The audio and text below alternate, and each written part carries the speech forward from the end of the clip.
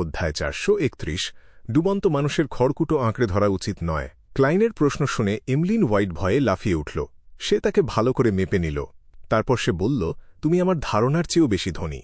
সে ভেবেছিল Sherlock মরিয়ার্টির 2450 pound জোগাড় করতে অন্তত 1 সপ্তাহ সময় লাগবে। আমি অনেক দিন ধরে জমাচ্ছিলাম। ক্লাইন দীর্ঘশ্বাস ফেলে বলল। এমলিন চিন্তিতভাবে মাথা নাড়ল। প্রাইভেট ডিটেকটিভ হওয়া কি এতটাই লাভজনক? এটা শুধু একটা পরিচয় যেটা কাজগুলো সহজ করে দেয়। তুমি যদি বড় কোনো বাউন্টি না পাও তাহলে বছরে 2 থেকে 300 পাউন্ডের বেশি আয় হবে না, ক্লাইন খোলামেলাভাবেই বলল। এমলিন তার দিকে একবার তাকাল। তারপর সে খুব সাধারণ ভঙ্গিতে জিজ্ঞেস করল, তাহলে তুমি আসলে কি করো? অস্ত্র চোরাচালান? ধনী আর ক্ষমতাশালীদের ভল্ট থেকে চুরি? সিকোয়েন্স 7-এর নিচের বিয়ন্ডারদের জন্য এত তাড়াতাড়ি 2000 পাউন্ড জমানো খুব একটা সহজ কাজ নয়। আর এর বেশিরভাগ কাজই ধূসর এলাকার মধ্যে পড়ে, যেগুলো আইন ভাঙার কাছাকাছি। তুমি একটা ভ্যাম্পায়ার হয়ে আমাকে আইন ভাঙার কথা বলছো? মনে হচ্ছে তুমি খুব তাড়াতাড়ি কিছু টাকা কামানোর জন্য বেশ আগ্রহী। ক্লাইন হাসল। কিছু অপেক্ষাকৃত বিপজ্জনক মিশন গ্রহণ করো। তোমার যদি মৃত্যুর ভয় না থাকে তাহলে তুমি চেষ্টা করে দেখতে পারো। এমলিন তার মুখ বন্ধ করে রাখল। অনেকক্ষণ পর সে বলল, সন্ধ্যায় এসে আমার সাথে দেখা করো। আমি তোমাকে বিক্রেতার কাছে নিয়ে যাব। কি বাধ্য ভ্যাম্পায়ার! ক্লাইন রাজি হতে যাচ্ছিল, কিন্তু হঠাৎ তার মনে হল ব্যাপারটা নিরাপদ নয়। যদি এত টাকা দেখে বিক্রেতার মনে কোনো খারাপ চিন্তা আসে, যদি তার কাছে সেই বিয়ান্ডার উপাদানগুলো না থাকে আর সে আমাকে বোকা বানিয়ে ডাকাতি করার চেষ্টা করে। এমলিন হোয়াইটকে বিশ্বাস করা যায়, কিন্তু সে যে বিক্রেতার সাথে পরিচয় করিয়ে দিচ্ছে তাকে নয়। বিপদের মাত্রা নিশ্চিত করার জন্য ধূসর কুয়াশার উপরে গিয়ে ডিভিনেশন করার একটা অজুহাত আমাকে খুঁজতে হবে। হ্যাঁ, এত জটিল করার কোনো দরকার নেই।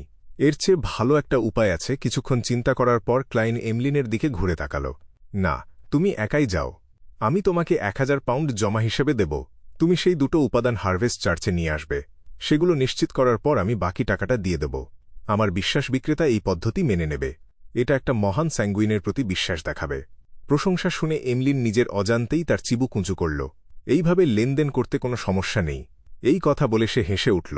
তুমি কি ভয় পাচ্ছ যে অন্য পক্ষ তাদের কথা রাখবে না? তুমি কি হারভেস্ট চার্চে বেশি স্বস্তি পাচ্ছ? অবশ্যই। যে কেউ নিজেকে নিরাপদ মনে করবে যখন সে পাশে ধরিত্রী মাতার আশীর্বাদপুষ্ট কাউকে দেখবে, যে কিনা 2.2 মিটারেরও বেশি লম্বা আর যার পেশিগুলো অস্বাভাবিক রকমের শক্ত। ক্লাইন হাসল এবং ফাদার উট্রপস্কির দিকে আঙুল নির্দেশ করল। যারা তার সাথে পাল্লা দিতে পারে তারা 2-3 হাজার পাউন্ডকে কিছুই মনে করবে না। এমলিনের মুখ কালো হয়ে গেল আর সে নাক দিয়ে শব্দ করল। তুমি কি চিন্তা করছো না যে আমি 1000 পাউন্ডের জমা চুরি করে পালাব? ক্লাইন সাধারণভাবেই সামনের দিকে তাকাল। আমি কেন চিন্তা করব? তুমি প্রতিদিন এখানে ফিরে আসবে, তাই তোমাকে খুঁজে পাওয়া খুব সহজ হবে। আর একটা ভ্যাম্পায়ারের মতো জীবন্ত প্রাণী 1000 পাউন্ডের চেয়েও বেশি দামে বিক্রি হবে। এমলিনের মনে আঘাত লাগায় সে বিরক্ত হয়ে বিড়বিড় করে বলল, স্যাঙ্গুইন। তুমি কি বুঝতে পারছ? স্যাঙ্গুইন। আর আমাকে প্রাণী বলে ডাকবে না। ক্লাইন মৃদু হাসল। এমলিন শান্ত হওয়া পর্যন্ত সে আর কিছুই বলল না। তুমি যেভাবে বলেছ আমরা সেভাবেই কাজটা করব। অবশেষে এমলিন হাত বাড়িয়ে তার কপাল ঘষল। ক্লাইন সাথে সাথে সেই খামটা বের করল যেটা সে আজ সকালে পেয়েছিল। সে খামটার সাথে 1000 পাউন্ডের একটা মোটা নোটের বান্ডিল তার হাতে ধরিয়ে দিল। আজ রাত 8টায় এখানে দেখা হবে। টাকাগুলো গোনার পর এবং কোনো ভুল নেই সেটা নিশ্চিত হওয়ার পর এমলিন সাবধানে ফাদার উট্রপস্কির দিকে আর চোখে তাকাল। তারপর সে নিচু গলায় বলল, মিস্টার প্রাইভেট ডিটেকটিভ, যেহেতু তুমি অনেক তথ্য আর খবরের সাথে যুক্ত থাকো, তুমি কি মিস্টার ফুল নামের কোনো অশুভ দেবতার কথা শুনেছ? অশুভ? অশুভ? তুমি একটা মনে মনে ক্লাইন প্রায় গালি দিয়ে ফেলেছিল। সে সবচেয়ে স্বাভাবিক মুখ করে উত্তর দিল, সম্প্রতি অনেকেই মিস্টার ফুলের অনুসারীদের খুঁজছে। তুমিও কি সেই দলে যোগ দিয়ে বাউন্টি পাওয়ার কথা ভাবছ? এমলিন দীর্ঘশ্বাস ফেলে বলল, না, আমি শুধু ভাবছি যে এই মনস্তাত্ত্বিক সংকেত দূর করার জন্য আমার কি এই অশুভ দেবতা বা অশুভ আত্মার কাছে সাহায্য চাওয়া উচিত কিনা। তুমি তো জানোই এখনকার গুজবে তার নির্দিষ্ট সম্মানসূচক নামও আছে। আর এটাকে যদি হার্মিস বা প্রাচীন হার্মিস ভাষায় রূপান্তর করা যায় তাহলে হয়তো কোনো উত্তর পাওয়া যেতে পারে। তুমি তার সম্পর্কে কি জানো? সে তার অনুসারীদের কতটা ক্ষতি করতে পারে? সে কি জোর করে অনুসারীদের চিন্তাভাবনা বদলে দেয়? যদিও এটা আমাকেই নির্দেশ করছে, তবুও আমাকে কিছু বলতে হবে। আমার প্রিয় ভ্যাম্পায়ার বন্ধু, তুমি আসলে একটা ডুবন্ত মানুষের মতো যে খড়কুটো আঁকড়ে বাঁচার চেষ্টা করছে মিশ্র আবেগ নিয়ে। ক্লাইন বলল, মিস্টার ফুল খুব রহস্যময়। এখন পর্যন্ত তুমি যে খবরগুলো জানো তার বাইরে তার বিস্তারিত অবস্থা সম্পর্কে কেউ কিছুই জানে না। উদাহরণস্বরূপ, তার পুরোহিতদের দল কতটা বড় বা তার কাছে প্রার্থনা করার জন্য ঠিক কী ধরনের আচার অনুষ্ঠান আছে সে সম্পর্কে কারো কোনো ধারণা নেই। যে বিষয়টা আমাকে অবাক করছে সেটা হল, তুমি তোমাদের ভ্যাম্প মানে স্যাঙ্গুইনদের পূর্বপুরুষ প্রাচীন দেবী লিলিতের কথা কেন ভাবছ না? যতক্ষণ পর্যন্ত তোমার আচার সঠিক হবে আর নৈবেদ্যগুলো ঠিকঠাক থাকবে, সে নিশ্চয়ই তোমার মনস্তাত্ত্বিক সংকেত দূর করতে সাহায্য করবে। এমলিন একটু পেছনে হেলান দিল। সে সামনের দিকে সোজা তাকিয়ে কয়েক সেকেন্ড কিছুই বলল না। তাকে হঠাৎ করেই খুব মনোমরা দেখাচ্ছিল। একটুখানি নীরবতার পর সে নিচু গলায় বলল, মহাপ্রলয়ের আগে থেকেই আমাদের পূর্বপুরুষ প্রার্থনার উত্তর খুব কমই দিত। কেবলমাত্র বিশেষ কিছু পরিস্থিতিতেই আমরা তার সাহায্য পেতাম। এর মধ্যে মনস্তাত্ত্বিক সংকেত দূর করার ব্যাপারটা পড়ে না। সিটি অফ সিলভারের কিংবদন্তি অনুযায়ী প্রাচীন দেবী লিলিত যে চাঁদের প্রতিনিধিত্ব করত, তার ক্ষমতা আগেই জাগ্রত সৃষ্টিকর্তা কেড়ে নিয়েছিল। অথবা হয়তো সে এর আগেই দেবতাদের কোনো এক যুদ্ধে নিহত হয়েছিল। তাহলে মাঝে মধ্যে স্যাঙ্গুইনদের প্রার্থনায় কে উত্তর দেয়? Primordial moon. ক্লাইন ইচ্ছে করেই একটু জোর দিয়ে বলল, তাহলে তো এখনও প্রাইমর্ডিয়াল মুনের কাছে প্রার্থনা করা যায়। অনেক আন্ডারগ্রাউন্ড বিয়ন্ডারদের এমন অনেক আচার আছে যেগুলো দিয়ে তারা তার শক্তি ধার নেয়। এটা মূলত শামান কিং ক্লারম্যান আর এর সাথে সম্পর্কিত জীবজন্তুদের কথা বোঝাচ্ছে, ক্লাইন মনে মনে যোগ করল। এমলিনের ঠোঁট কেঁপে উঠল, কিন্তু সে কিছুই বলল না। তার মুখে এক অবরণীয় ভয়ের ছাপ ফুটে উঠেছিল। অনেকক্ষণ পর সে খুব গম্ভীরভাবে বলল, আমার সন্দেহ হয় যে প্রাইমর্ডিয়াল মুনের রূপ ধরে আসলে কোনো অশুভ দেবতা বা উচ্চপদস্থ শয়তান কাজ করছে। যারা তার কাছে প্রার্থনা করে তাদের বেশিরভাগেরই স্বভাব বদলে যায়। তারা নিষ্ঠুর, পাগল আর বাসনায় পূর্ণ হয়ে ওঠে। আর বাকি যারা থাকে, বিশেষ করে স্যাঙ্গুইনদের মধ্যে, তাদের নিয়ন্ত্রণ হারিয়ে পুরোপুরি দানবে পরিণত হওয়ার সম্ভাবনা অনেক বেশি থাকে। একবার এক শক্তিশালী স্যাঙ্গুইন বিপদে পড়ে প্রার্থনা করার চেষ্টা করেছিল, কিন্তু শেষমেশ সে এক দলামাংসে পরিণত হয়, যার কাজ ছিল শুধু সঙ্গম করা আর বংশবৃদ্ধি করা। ষাঁড়, ভেড়া, ঘোড়া, ইঁদুর, এমনকি গাছপালা আর পাথরের সাথে মিলে সে একের পর এক অদ্ভুত বংশধরের জন্ম দিয়েছিল। তাদের প্রত্যেকেই নিজেদের আলাদা দানব প্রজাতি তৈরি করেছিল। ভাগ্যিস তাকে আর তার বংশধরদের খুব দ্রুত শেষ করে দেওয়া হয়েছিল। প্রাইমর্ডিয়াল মুন কি এতটাই ভয়ঙ্কর? বুক অফ সিক্রেটসে তো এমন কিছুর উল্লেখ ছিল না। শামান কিং ক্লারম্যানের চিন্তাভাবনা কি কলুষিত হয়ে গিয়েছিল? ভাগ্য ভালো যে আমি শুধু তথ্যগুলো কাজে লাগিয়েছিলাম, পরিবর্তন করেছিলাম, আর নিজের কাছেই প্রার্থনা করেছিলাম। এমলিন হোয়াইটের বর্ণনায় ক্লাইনের বুক ভয়ে ধরফর করতে লাগল। এই ঘটনা তাকে খুব ভালোভাবে বুঝিয়ে দিল যে 7টি প্রধান দেবতা ছাড়া অন্য যেসব গোপন অস্তিত্ব আছে তাদের সত্যিই বিশ্বাস করা যায় না। আমাকে ছাড়া সে দীর্ঘশ্বাস ফেলল। সেই মুহূর্তে এমলিন তিক্তভাবে হাসল। সে বলল, মিস্টার ফুল যদি খুব বড় কোনো খারাপ প্রভাব না ফেলে, তাহলে তার কাছে প্রার্থনা করার বিষয়টা ভেবে দেখা যেতে পারে। একমাত্র প্রভাব হলো এটার জন্য তোমাকে কিছুটা টাকা গুনতে হবে নিজের ইমেজ ধরে রাখার জন্য। ক্লাইন শুধু এমলিনের কাঁধ চাপড়ে দিল। তারপর সে তার বুকে একটা ত্রিভুজাকার পবিত্র চিহ্ন আঁকল। এমন কোনো গোপন অস্তিত্বের কাছে প্রার্থনা করা খুবই বিপজ্জনক, যার সম্পর্কে তুমি কিছুই জানো না। তুমি যদি এমন কিছুই ভাবছ, তাহলে তুমি 7 দেবতার মধ্যে তোমার পছন্দের যে কোনো একজনকে বেছে নিতে পারো। তারা তোমার প্রতিদিনের জীবনে কোনো প্রভাব ফেলবে না, আর তোমাকে তোমার পুতুলগুলোও ছাড়তে হবে না। যদি সত্যিই অন্য কোনো উপায় না থাকে, এমলিন হঠাৎ করেই নিজেকে আগের চেয়ে অনেক শান্ত অনুভব করল। ক্লাইন আর সেখানে দেরি করল না। সে হেঁটে হারভেস্ট চার্চ থেকে বেরিয়ে গেল। কুয়াশা ঢাকা আকাশের দিকে তাকিয়ে সে ভাবতে লাগল এরপর কি করা যায়। এতে কোনো সন্দেহ ছিল না যে তার বর্তমান লক্ষ্য হল টাকা জমানো আর উপাদানগুলো খুঁজে বের করা। লিটল সানের দিকটা আরেকটু শান্ত হওয়া দরকার। যাতে তাকে আর সন্দেহ করা না হয়, সেটার পারিশ্রমিক হিসেবে আমি একজন র্যাম্পেজারের মানসিক দূষণ দূর করার পদ্ধতিটা ব্যবহার করব।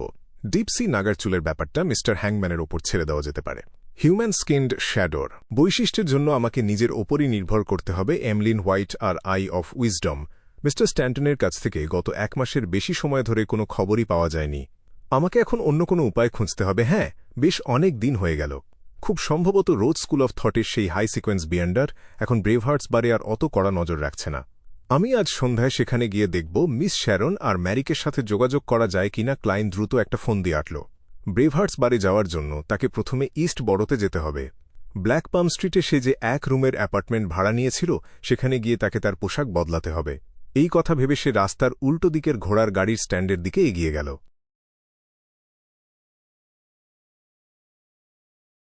ওয়েস্ট বড়ো গ্রিন সিমেট্রির ভেতরে ফোর্সওয়াল, যে কিনা একটা কালো রঙের ঘোমটা দেওয়া টুপি পরেছিল, আব্রাহাম পরিবারের সদস্য ডোরিয়ান গ্রের পাশে চুপচাপ হাঁটছিল। সে লরেন্স, আউলিসা এবং অন্যদের কবরে ফুল দেওয়ার জন্য তার সাথে এসেছিল। চুপচাপ হাঁটার সময় তার চিন্তাভাবনা পুরোপুরি বিয়েন্ডার উপাদান স্পিরিট ইটারের পাকস্থলীর থলির দিকে নিবদ্ধ ছিল। সে জানত যে সে আগেই অ্যাপ্রেন্টিস পোষণ হজম করে ফেলেছে, আর সে যদি কোনোভাবে স্পিরিট ইটারের পাকস্থলীর থলিটা জোগাড় করতে পারে, তাহলে সে একজন ট্রিক মাস্টার হয়ে যাবে। কিন্তু এই ব্যাপারে তার কাছে কোনো সূত্রই ছিল না। আর লিটল সানের ওপর তার সবচেয়ে বেশি ভরসা ছিল। কিন্তু আগের ঘটনার পর সে আর কোনো আচার পালন করতে বা বন্ধুদের নিয়ে স্পিরিট ইটার শিকারে যেতে সাহস পাচ্ছিল না। যত দ্রুত সম্ভব সামনে এগোনোর জন্য আর পূর্ণিমার অভিশাপ থেকে বাঁচার জন্য সে এমনকি মিস্টার ফুলের কাছেও সাহায্য চেয়েছিল। তার আশা ছিল যে তার আশীর্বাদ পুষ্ট কেউ হয়তো তাকে উপাদানগুলো খুঁজে পেতে সাহায্য করবে। এরই মধ্যে সে জানিয়েছিল যে সে তার নতুন বই প্রকাশ করেছে, আর বইটার জন্য সে একটা নির্দিষ্ট পারিশ্রমিক পেতে যাচ্ছে। এটা দিয়ে সে প্রমাণ করতে চেয়েছিল যে উপাদানগুলো কেনার মতো যথেষ্ট সামর্থ্য তার আছে। সে ভয় পায়নি যে মিস্টার ফুল তার আসল পরিচয় জেনে ফেলবে, কারণ তার বিশ্বাস ছিল যে মিস্টার ফুল আগেই সব জানে। এই নির্জন, শান্ত আর শীতল পরিবেশে ফোর্স এবং ডোরিয়ান লরেন্সের কবরের সামনে গিয়ে দাঁড়াল। তার মৃত্যুর পর তোলা ছবিটা আর এপিটাফের লেখা, সে একজন ভালো শিক্ষক ছিল, পড়ার পর ডোরিয়ান গ্রে দীর্ঘক্ষণ চুপ করে রইল। তারপর সে একটা দীর্ঘশ্বাস ফেলল। কি পরিহাস! কেন? ফোর্স অবাক হয়ে জিজ্ঞেস করল। সে লরেন্সের মুখে শুনেছিল যে সে মিডসিয়াশায়ারের কনস্ট্যান্ট সিটির একটা পাবলিক স্কুলের শিক্ষক ছিল, আর এই জন্যই সে এই এপিটাফটা ব্যবহার করেছিল। এর সাথে তোমার কোনো সম্পর্ক নেই।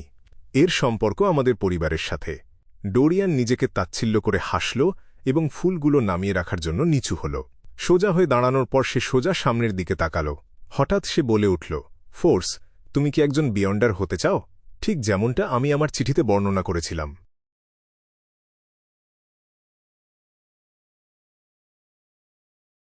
ডোরিয়ান গ্রের এই প্রশ্নে ফোর্স ওয়াল একদমই অবাক হল না।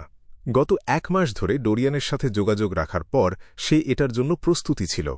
এমনকি এই প্রশ্নের মুখোমুখি হলে তার ঠিক কী ধরনের অভিব্যক্তি আর প্রতিক্রিয়া দেখানো উচিত সেটা ঠিক করার জন্য সে ট্যাট ক্লাবের অভিজ্ঞ মিস্টার হ্যাংডম্যানেরও পরামর্শ নিয়েছিল। সত্যিই কি এমন বিয়ন্ডার আছে? ফোর্স অবাক হওয়ার ভান করে জিজ্ঞেস করল। ডোরিয়ান আলতো করে মাথা নাড়ল। আশপাশে কেউ নেই সেটা নিশ্চিত হতে সে এদিক ওদিক তাকাল। তারপর ঝরে পড়া পাতায় ঘেরা একটা গাছের কাছে গিয়ে সেটার ওপর হাত রাখল। হঠাৎ ডোরিয়ানের শরীরটা ঝাপসা হয়ে গেল। মনে হল যেন সে জলের কোনো প্রতিবিম্বে পরিণত হয়েছে। যখন সব পরিষ্কার হল তখন সে গাছটার ঠিক পেছনে এসে দাঁড়াল। তার দাঁড়ানোর ভঙ্গিটা একটুও বদলায়নি। হে ঈশ্বর, এটা সত্যি সত্যি অবিশ্বাস্য! মিস্টার হ্যাংডম্যান আর মিস জাস্টিসের শেখানো কথাগুলো মনে করে সে প্রায় হাঁ করে বিস্ময় প্রকাশ করল। ডোরিয়ান হেঁটে ফিরে আসল। সে হাসল। তারপর জিজ্ঞেস করল, তুমি কি এমন একজন বিয়ন্ডার হতে চাও? ফোর্স কিছুক্ষণের জন্য চুপ করে রইল। এরপর সে বেশ উত্তেজিত হয়ে উত্তর দিল, হ্যাঁ, অবশেষে সে আব্রাহাম পরিবারের একজন বাইরের দিকের সদস্য হতে যাচ্ছে। ভবিষ্যতে তার জন্য অনেক কিছুই এখন অনেক সহজ হয়ে যাবে। তার বুকটা সত্যিকারের আনন্দে ভরে উঠল। ডোরিয়ান হাসল। এরপর তার চেহারা গম্ভীর হয়ে গেল। সে বেশ সিরিয়াসভাবে জিজ্ঞেস করল, তুমি কি আমার ছাত্রী হতে রাজি আছো? ফোর্স মাথা নাড়ল। ডোরিয়ান স্বস্তির নিঃশ্বাস ফেলল। তারপর নিজেকে নিয়েই একটা উপহাসমূলক কথা বলল, আমি খুব একটা ভালো শিক্ষক নই। আমি এমনকি একজনকে শিখিয়েছিলাম যাজ্ঞে অতীত নিয়ে আর কথা বলার দরকার নেই। সহজ কথায়, আমার কাছে খুব বেশি আশা রেখো না। গত বেশ কিছুদিন ধরে চিন্তাভাবনা করার পর সে তার আগের অভিজ্ঞতা আর ভুলগুলো থেকে শিক্ষা নেওয়ার সিদ্ধান্ত নিয়েছিল। সে আব্রাহাম পরিবারের বর্তমান অবস্থার কথা ফোর্সকে কিছুই জানায়নি। সে শুধু তাদের সম্পর্কটাকে একজন শিক্ষক আর ছাত্রীর মধ্যেই সীমাবদ্ধ রাখতে চাইছিল।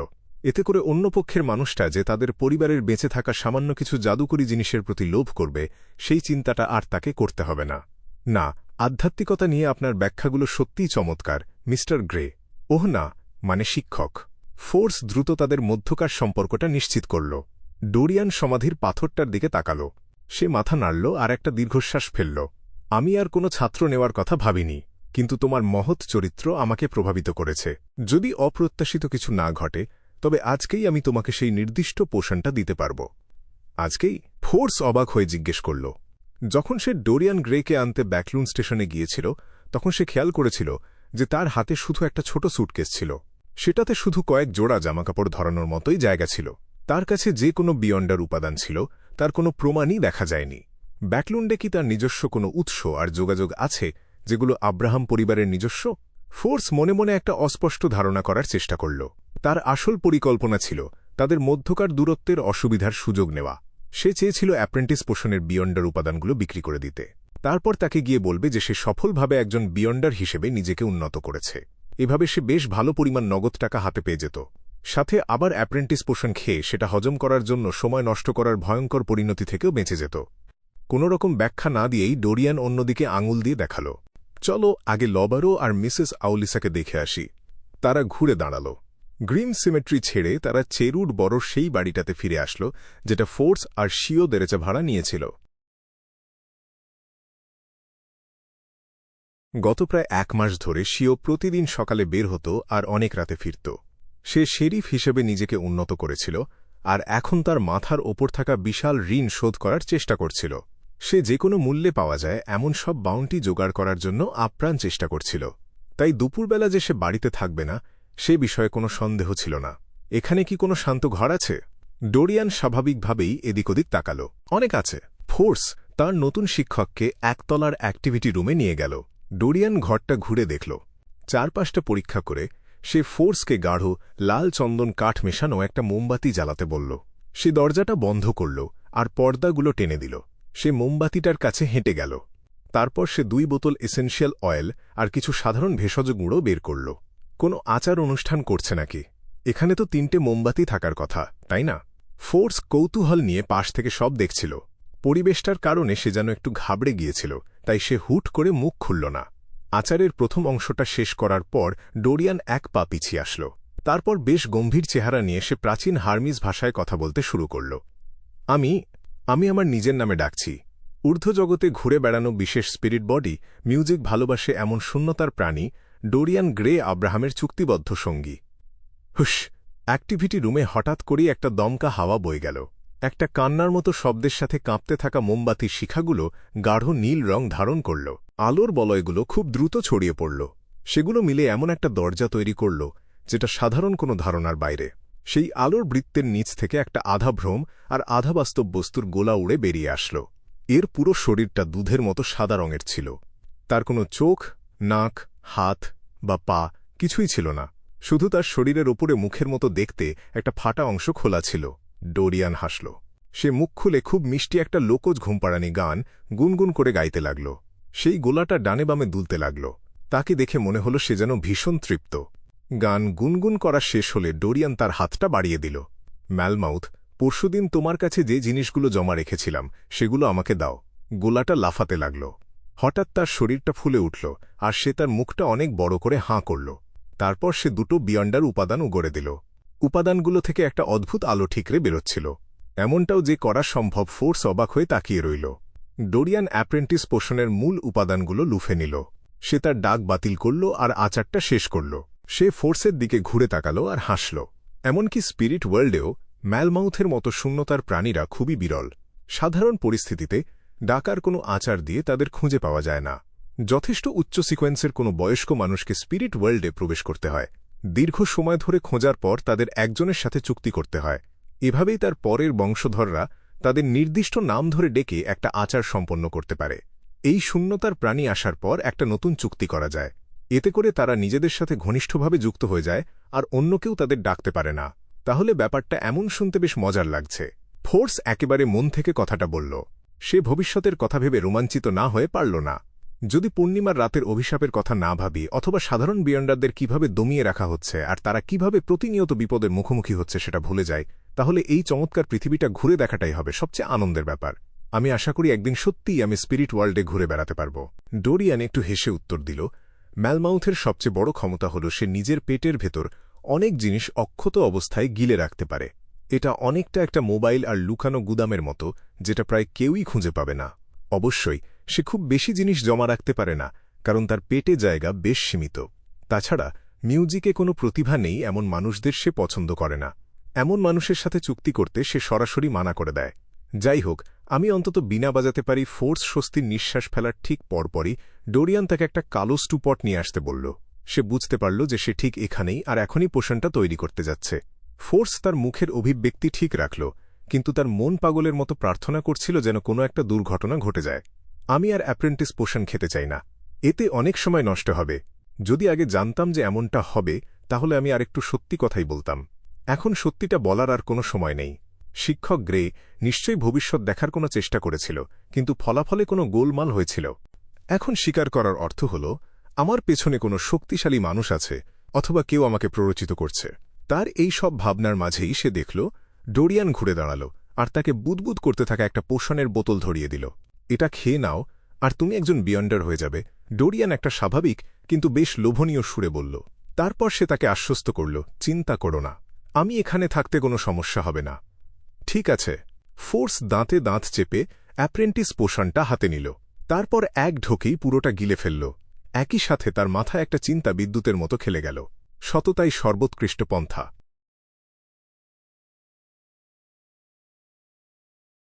ইস্ট বরোর বাইরে ঘোড়ার গাড়িটা এসে থামল। ক্লাইন মোরেত্তি মাথায় একটা হ্যাট আর হাতে একটা ছড়ি নিয়ে সেই বিশাল বস্তির মোটামুটি একটা ভালো এলাকায় ঢুকে পড়ল। সে যখন সামনের দিকে হাঁটছিল তখন সে তার সামনের তুলনামূলক পরিষ্কার অ্যাপার্টমেন্টটা থেকে দুটো পরিচিত মানুষকে বেরিয়ে আসতে দেখল। তারা দুজন মেয়ে ছিল। একজনের বয়স 17 কি 18 হবে, আর অন্যজনের বয়স 15 বা 16 মতো। তারা ধোপা লিভের 2 মেয়ে, ফ্রেজা আর ডেইজি। ডেইজিকে একবার ক্যাপিম অপহরণ করেছিল, আর পরে কালো সম্রাট তাকে উদ্ধার করেছিল। ডেইজিও ক্লাইনকে দেখতে পেয়ে উজ্জ্বল হাসল। শুভ বিকেল, ডিটেকটিভ মরিয়ার্টি। ক্লাইন হাসল আর মাথা নাড়ল। এরপর সে একটু অবাক হয়ে জিজ্ঞেস করল, ডেইজি, তোমার কি পাবলিক এলিমেন্টারি স্কুলে যাওয়ার কথা ছিল না? মাইক জোসেফের মতো সাংবাদিকদের অনুরোধে আর চার্চ অফ অ্যাভারনাইটের চাপে ব্যাকলুন সরকার ক্যাপিমের সম্পত্তি দিয়ে একটা চ্যারিটি ফান্ড তৈরি করেছিল। এটা মূলত ক্যাপিমের দ্বারা ক্ষতিগ্রস্ত নারী এবং তাদের পরিবারকে সাহায্য করার জন্যই করা হয়েছিল। ডেইজির পরিবার এই সুযোগটা কাজে লাগিয়ে একটা নোংরা আর খারাপ নিরাপত্তার অ্যাপার্টমেন্ট থেকে ইস্ট বরোর বাইরের দিকে চলে এসেছিল। তারা এক ঘরের বাসা থেকে 2 ঘরের বাসায় উঠেছিল। তারা ঘুমানো আর খাওয়ার জায়গা থেকে লন্ড্রি এরিয়া আলাদা করে নিয়েছিল। এছাড়া ডেইজি পাবলিক এলিমেন্টারি স্কুলে যাওয়ার জন্য একটা বৃত্তি পেয়েছিল। সে ভীষণ খুশি ছিল, কারণ চ্যারিটি ফান্ড তার পড়াশোনা আর সপ্তাহে 3 পেন্স দামের খাবারের খরচ চালাচ্ছিল। ক্লাইন অবাক হচ্ছিল, কারণ পাবলিক এলিমেন্টারি স্কুলে শুধু রবিবারেই ছুটি থাকত। তাই এই সময়ে ডেইজির এখানে থাকার কথা নয়। স্কুলটা খুব কাছেই। আমি দুপুরের ছুটির সুযোগটা নিয়ে ফিরে এসেছি, যাতে ফ্রেজাকে ধোয়া আর শুকানো কাপড়গুলো একজন ক্লায়েন্টের কাছে পৌঁছে দিতে সাহায্য করতে পারি। সেই আর মা এত কাজের চাপ সামলাতে পারছে না, ডেইজি খুব সহজভাবেই উত্তর দিল। তার স্কুলে যাওয়ার কারণে লিভ আর ফ্রেজার প্রতিদিনের লন্ড্রি করার পরিমাণ কমে গিয়েছিল, যার ফলে স্পষ্টতই তাদের পরিবারের আয় কমে গিয়েছিল। মাইক যদি চ্যারিটি থেকে অনুদানের জন্য আবেদন করতে সাহায্য না করত, তাহলে তারা বর্তমানের এই জীবনটাও ধরে রাখতে পারত না। তাই ফ্রেজা যে পাবলিক এলিমেন্টারি স্কুলে ভর্তি হতে পারবে না সে বিষয়ে কোনো সন্দেহ ছিল না। আর যখন ডেইজি আর ক্লাইন এটা নিয়ে কথা বলছিল, তখন তার চোখগুলো লুকানো ঈর্ষা আর কষ্টে ভরে উঠেছিল। এখনও 18 বছর বয়স না হওয়া সত্ত্বেও সে শুধু নীরবে তার বোনকে স্কুলে যেতে দেখা ছাড়া আর কিছুই করতে পারত না। ক্লাইন বিষয়টা খেয়াল করল আর ইচ্ছে করেই ডেইজিকে মনে করিয়ে দিল, তোমার সত্যিই জানা উচিত যে তোমার মা আর ফ্রেজা খুব কষ্টের মধ্যে দিয়ে যাচ্ছে। তাদের সাথে ভালো ব্যবহার করো। ডেইজি গম্ভীরভাবে মাথা নাড়ল আর বলল, আমি এটা নিয়ে ভেবেছি।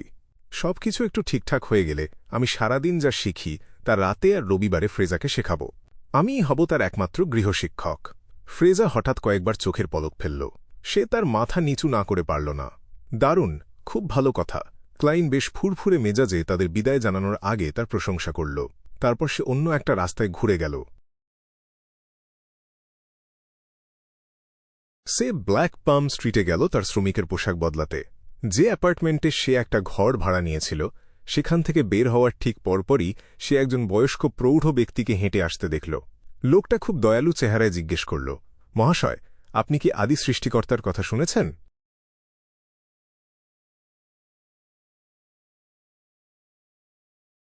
Chapter 433, intelligence peddler. আসল সৃষ্টিকর্তা? ক্লাইন কিছুক্ষণের জন্য অবাক হয়ে গেল। তারপর তার সাথে সাথেই সেই খবরের কথা মনে পড়ল যেটা ওল্ড কোহলার তাকে আগে দিয়েছিল। সম্প্রতি ইস্ট বরো, ডক এরিয়া এবং ফ্যাক্টরি ডিস্ট্রিক্টে কিছু মানুষ আসল সৃষ্টিকর্তার বিশ্বাসের প্রচার করছিল। তারা এটা প্রচার করছিল যে সৃষ্টিকর্তা আসলেই মারা যায়নি এবং সে প্রতিটি মানুষ ও বস্তুর ভেতরেই আছে। যতক্ষণ কেউ তাকে মন থেকে ডাকবে এবং তার প্রশংসা করবে, মৃত্যুর পর তার অনুসারীরা কেবল মুক্তিই পাবে না, তারা তার জগতেও প্রবেশ করবে। বর্তমান জীবনেও তাদের ব্যাপক উন্নতি হবে। উদাহরণস্বরূপ, তারা প্রতিদিন গরম আর সুস্বাদু মাংস খেতে পাবে। এই কথাগুলো অরোরা অর্ডারের মিউটেটেড ক্রিয়েটর থিওরির খুব কাছাকাছি ছিল, তাই ক্লাইন ধরে নিল যে এর পেছনে ওই গোপন সংগঠনটিই আছে। তার মনে হল লেনেভুজ ঘটনার পর তারা গরিব মানুষদের বেশি গুরুত্ব দিতে শুরু করেছে।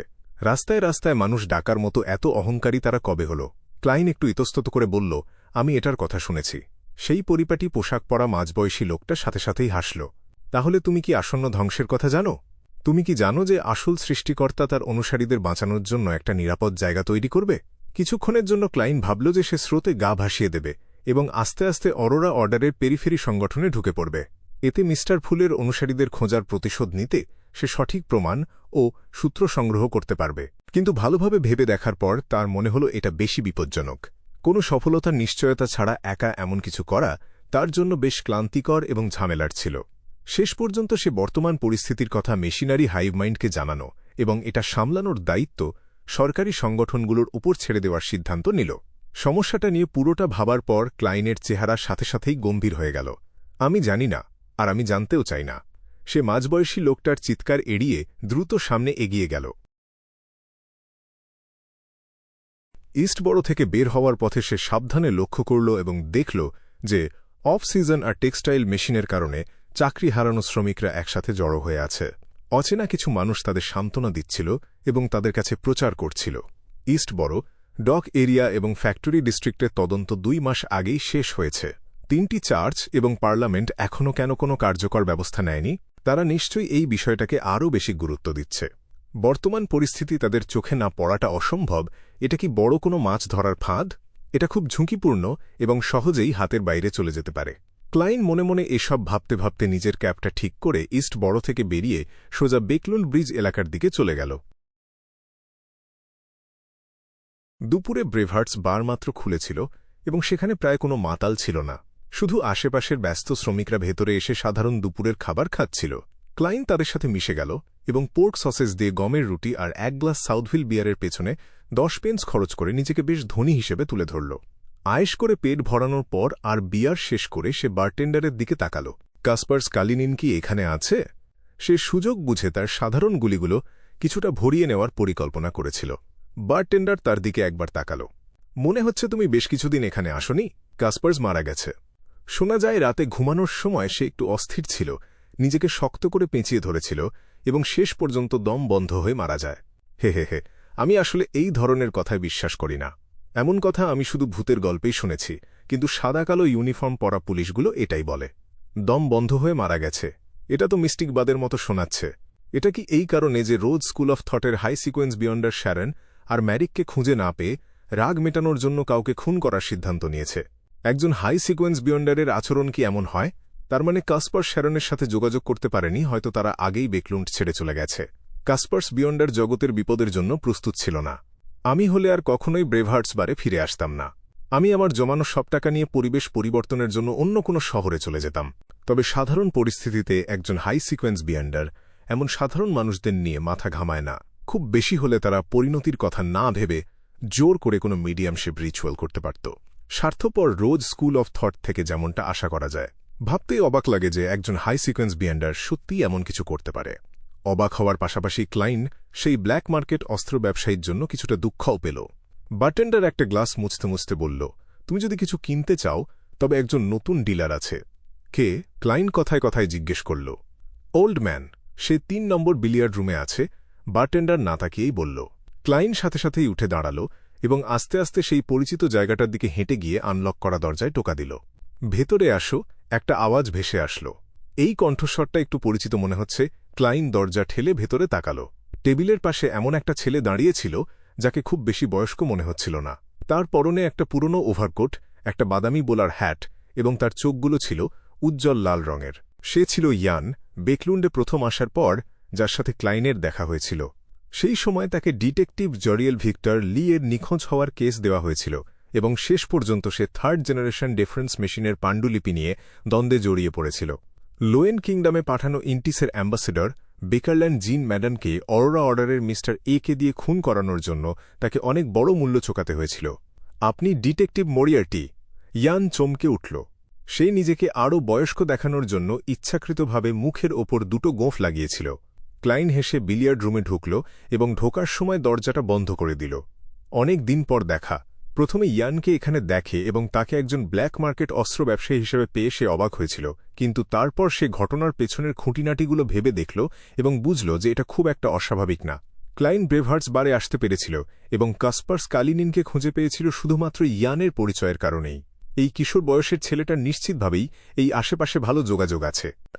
ইয়ান তার অবাক হওয়া চেহারাটা স্বাভাবিক করে বিড়বিড় করে বলল, আমি 2 মাসের জন্য প্রিজ্জ হারবারে গিয়েছিলাম এবং দেখেছি যে সেখানকার লোকেরা খুব অসভ্য আর নিষ্ঠুর। তাদের ভেতরে বাচ্চাদের প্রতি বিন্দুমাত্র বিনয় বা ভালোবাসা ছিল না। তাই বেকলুন্ডে ফিরে এসে আমি যেটা ভালো পারতাম সেটাই করা ছাড়া আমার আর কোনো উপায় ছিল না। কাসপার্স মারা যাওয়ার পর আমি পেশা পরিবর্তনের সিদ্ধান্ত নিই। ক্লাইন কিছু বলার আগেই সে বলে উঠল, মিস্টার ডিটেকটিভ, আমার সবসময় মনে আছে যে আমি এখনও আপনার কাছে দুটো অনুরোধের জন্য ঋণী।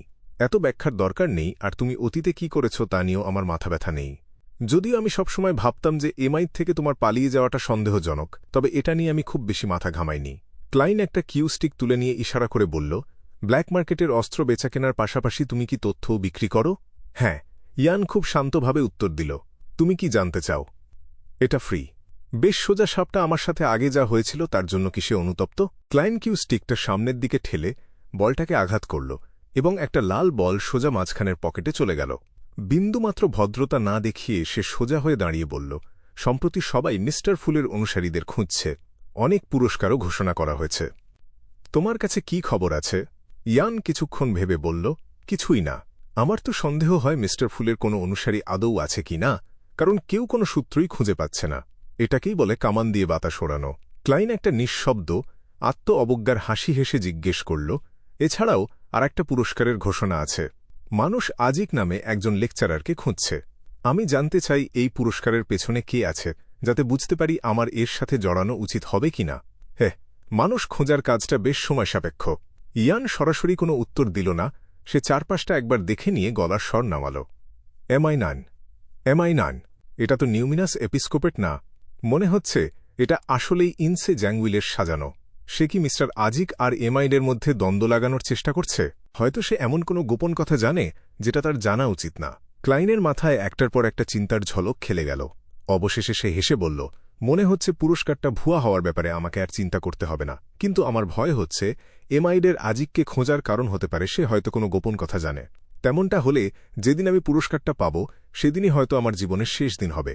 ইয়ান তার হাত দুটো ছড়িয়ে দিল। আমি এ ব্যাপারে নিশ্চিত না, তবে তুমি শুধু সূত্রগুলো দিতে পারো। ভালো পরামর্শ। আর কোনো প্রশ্ন না করে ক্লাইন 5 সলি খরচ করে তার সাধারণ গুলিগুলো কিছুটা ভরিয়ে নিল এবং ব্রেভার্টস বার থেকে বেরিয়ে গেল। সে একটা ভাড়ার গাড়িতে উঠে জানালার বাইরে মেঘলা আবহাওয়ার দিকে তাকাল। হঠাৎ করেই তার একটু খারাপ লাগল। কাসপার্স কালিনিন মারা গেছে, যার মানে হল শ্যারন আর ম্যারিক এই ঘাঁটি ছেড়ে দেবে। আমি যেহেতু শুধুমাত্র একতরফাভাবেই তাদের সাথে যোগাযোগ করতে পারতাম, তাই এখন তাদের খুঁজে পাওয়াটা খুব কঠিন হবে। যদি না তারা এমন কোনো বিপদে পড়ে যেখানে আমার সাহায্য দরকার, অথবা তারা ধ্বংসস্তূপে চাপা পড়া সেই অশুভ আত্মার সাথে মোকাবিলা করার পর্যায়ে পৌঁছে যায়, তা না হলে সম্ভবত তাদের সাথে আমার আর দেখাই হবে না। যদিও তাদের বন্ধু বলা যায় না, তবুও আমরা একে অপরকে 2 বার সাহায্য করেছি। আমি কোনো ছদ্মবেশ ছাড়াই একজন বিয়ন্ডার হিসেবে তাদের সাথে মিশতে পেরেছিলাম। এখন এই ধরনের মানুষের সংখ্যা 2 জন কমে গেল। যদি ডিজায়ার অ্যাপোস্টল না থাকত, তবে আমার কাছে শুধু এমলিনের মতো অদ্ভুত একটা ভ্যাম্পায়ারই থাকত, যার সাথে আমি কোনো ছদ্মবেশ ছাড়াই মিস্টিকবাদ নিয়ে কথা বলতে পারতাম। ভাগ্যিস সে যখন মনে মনে দীর্ঘশ্বাস ফেলছিল, তখন হঠাৎ তার কানে একটা অপার্থিব কণ্ঠস্বর ভেসে আসল। কোনো দরকার আছে?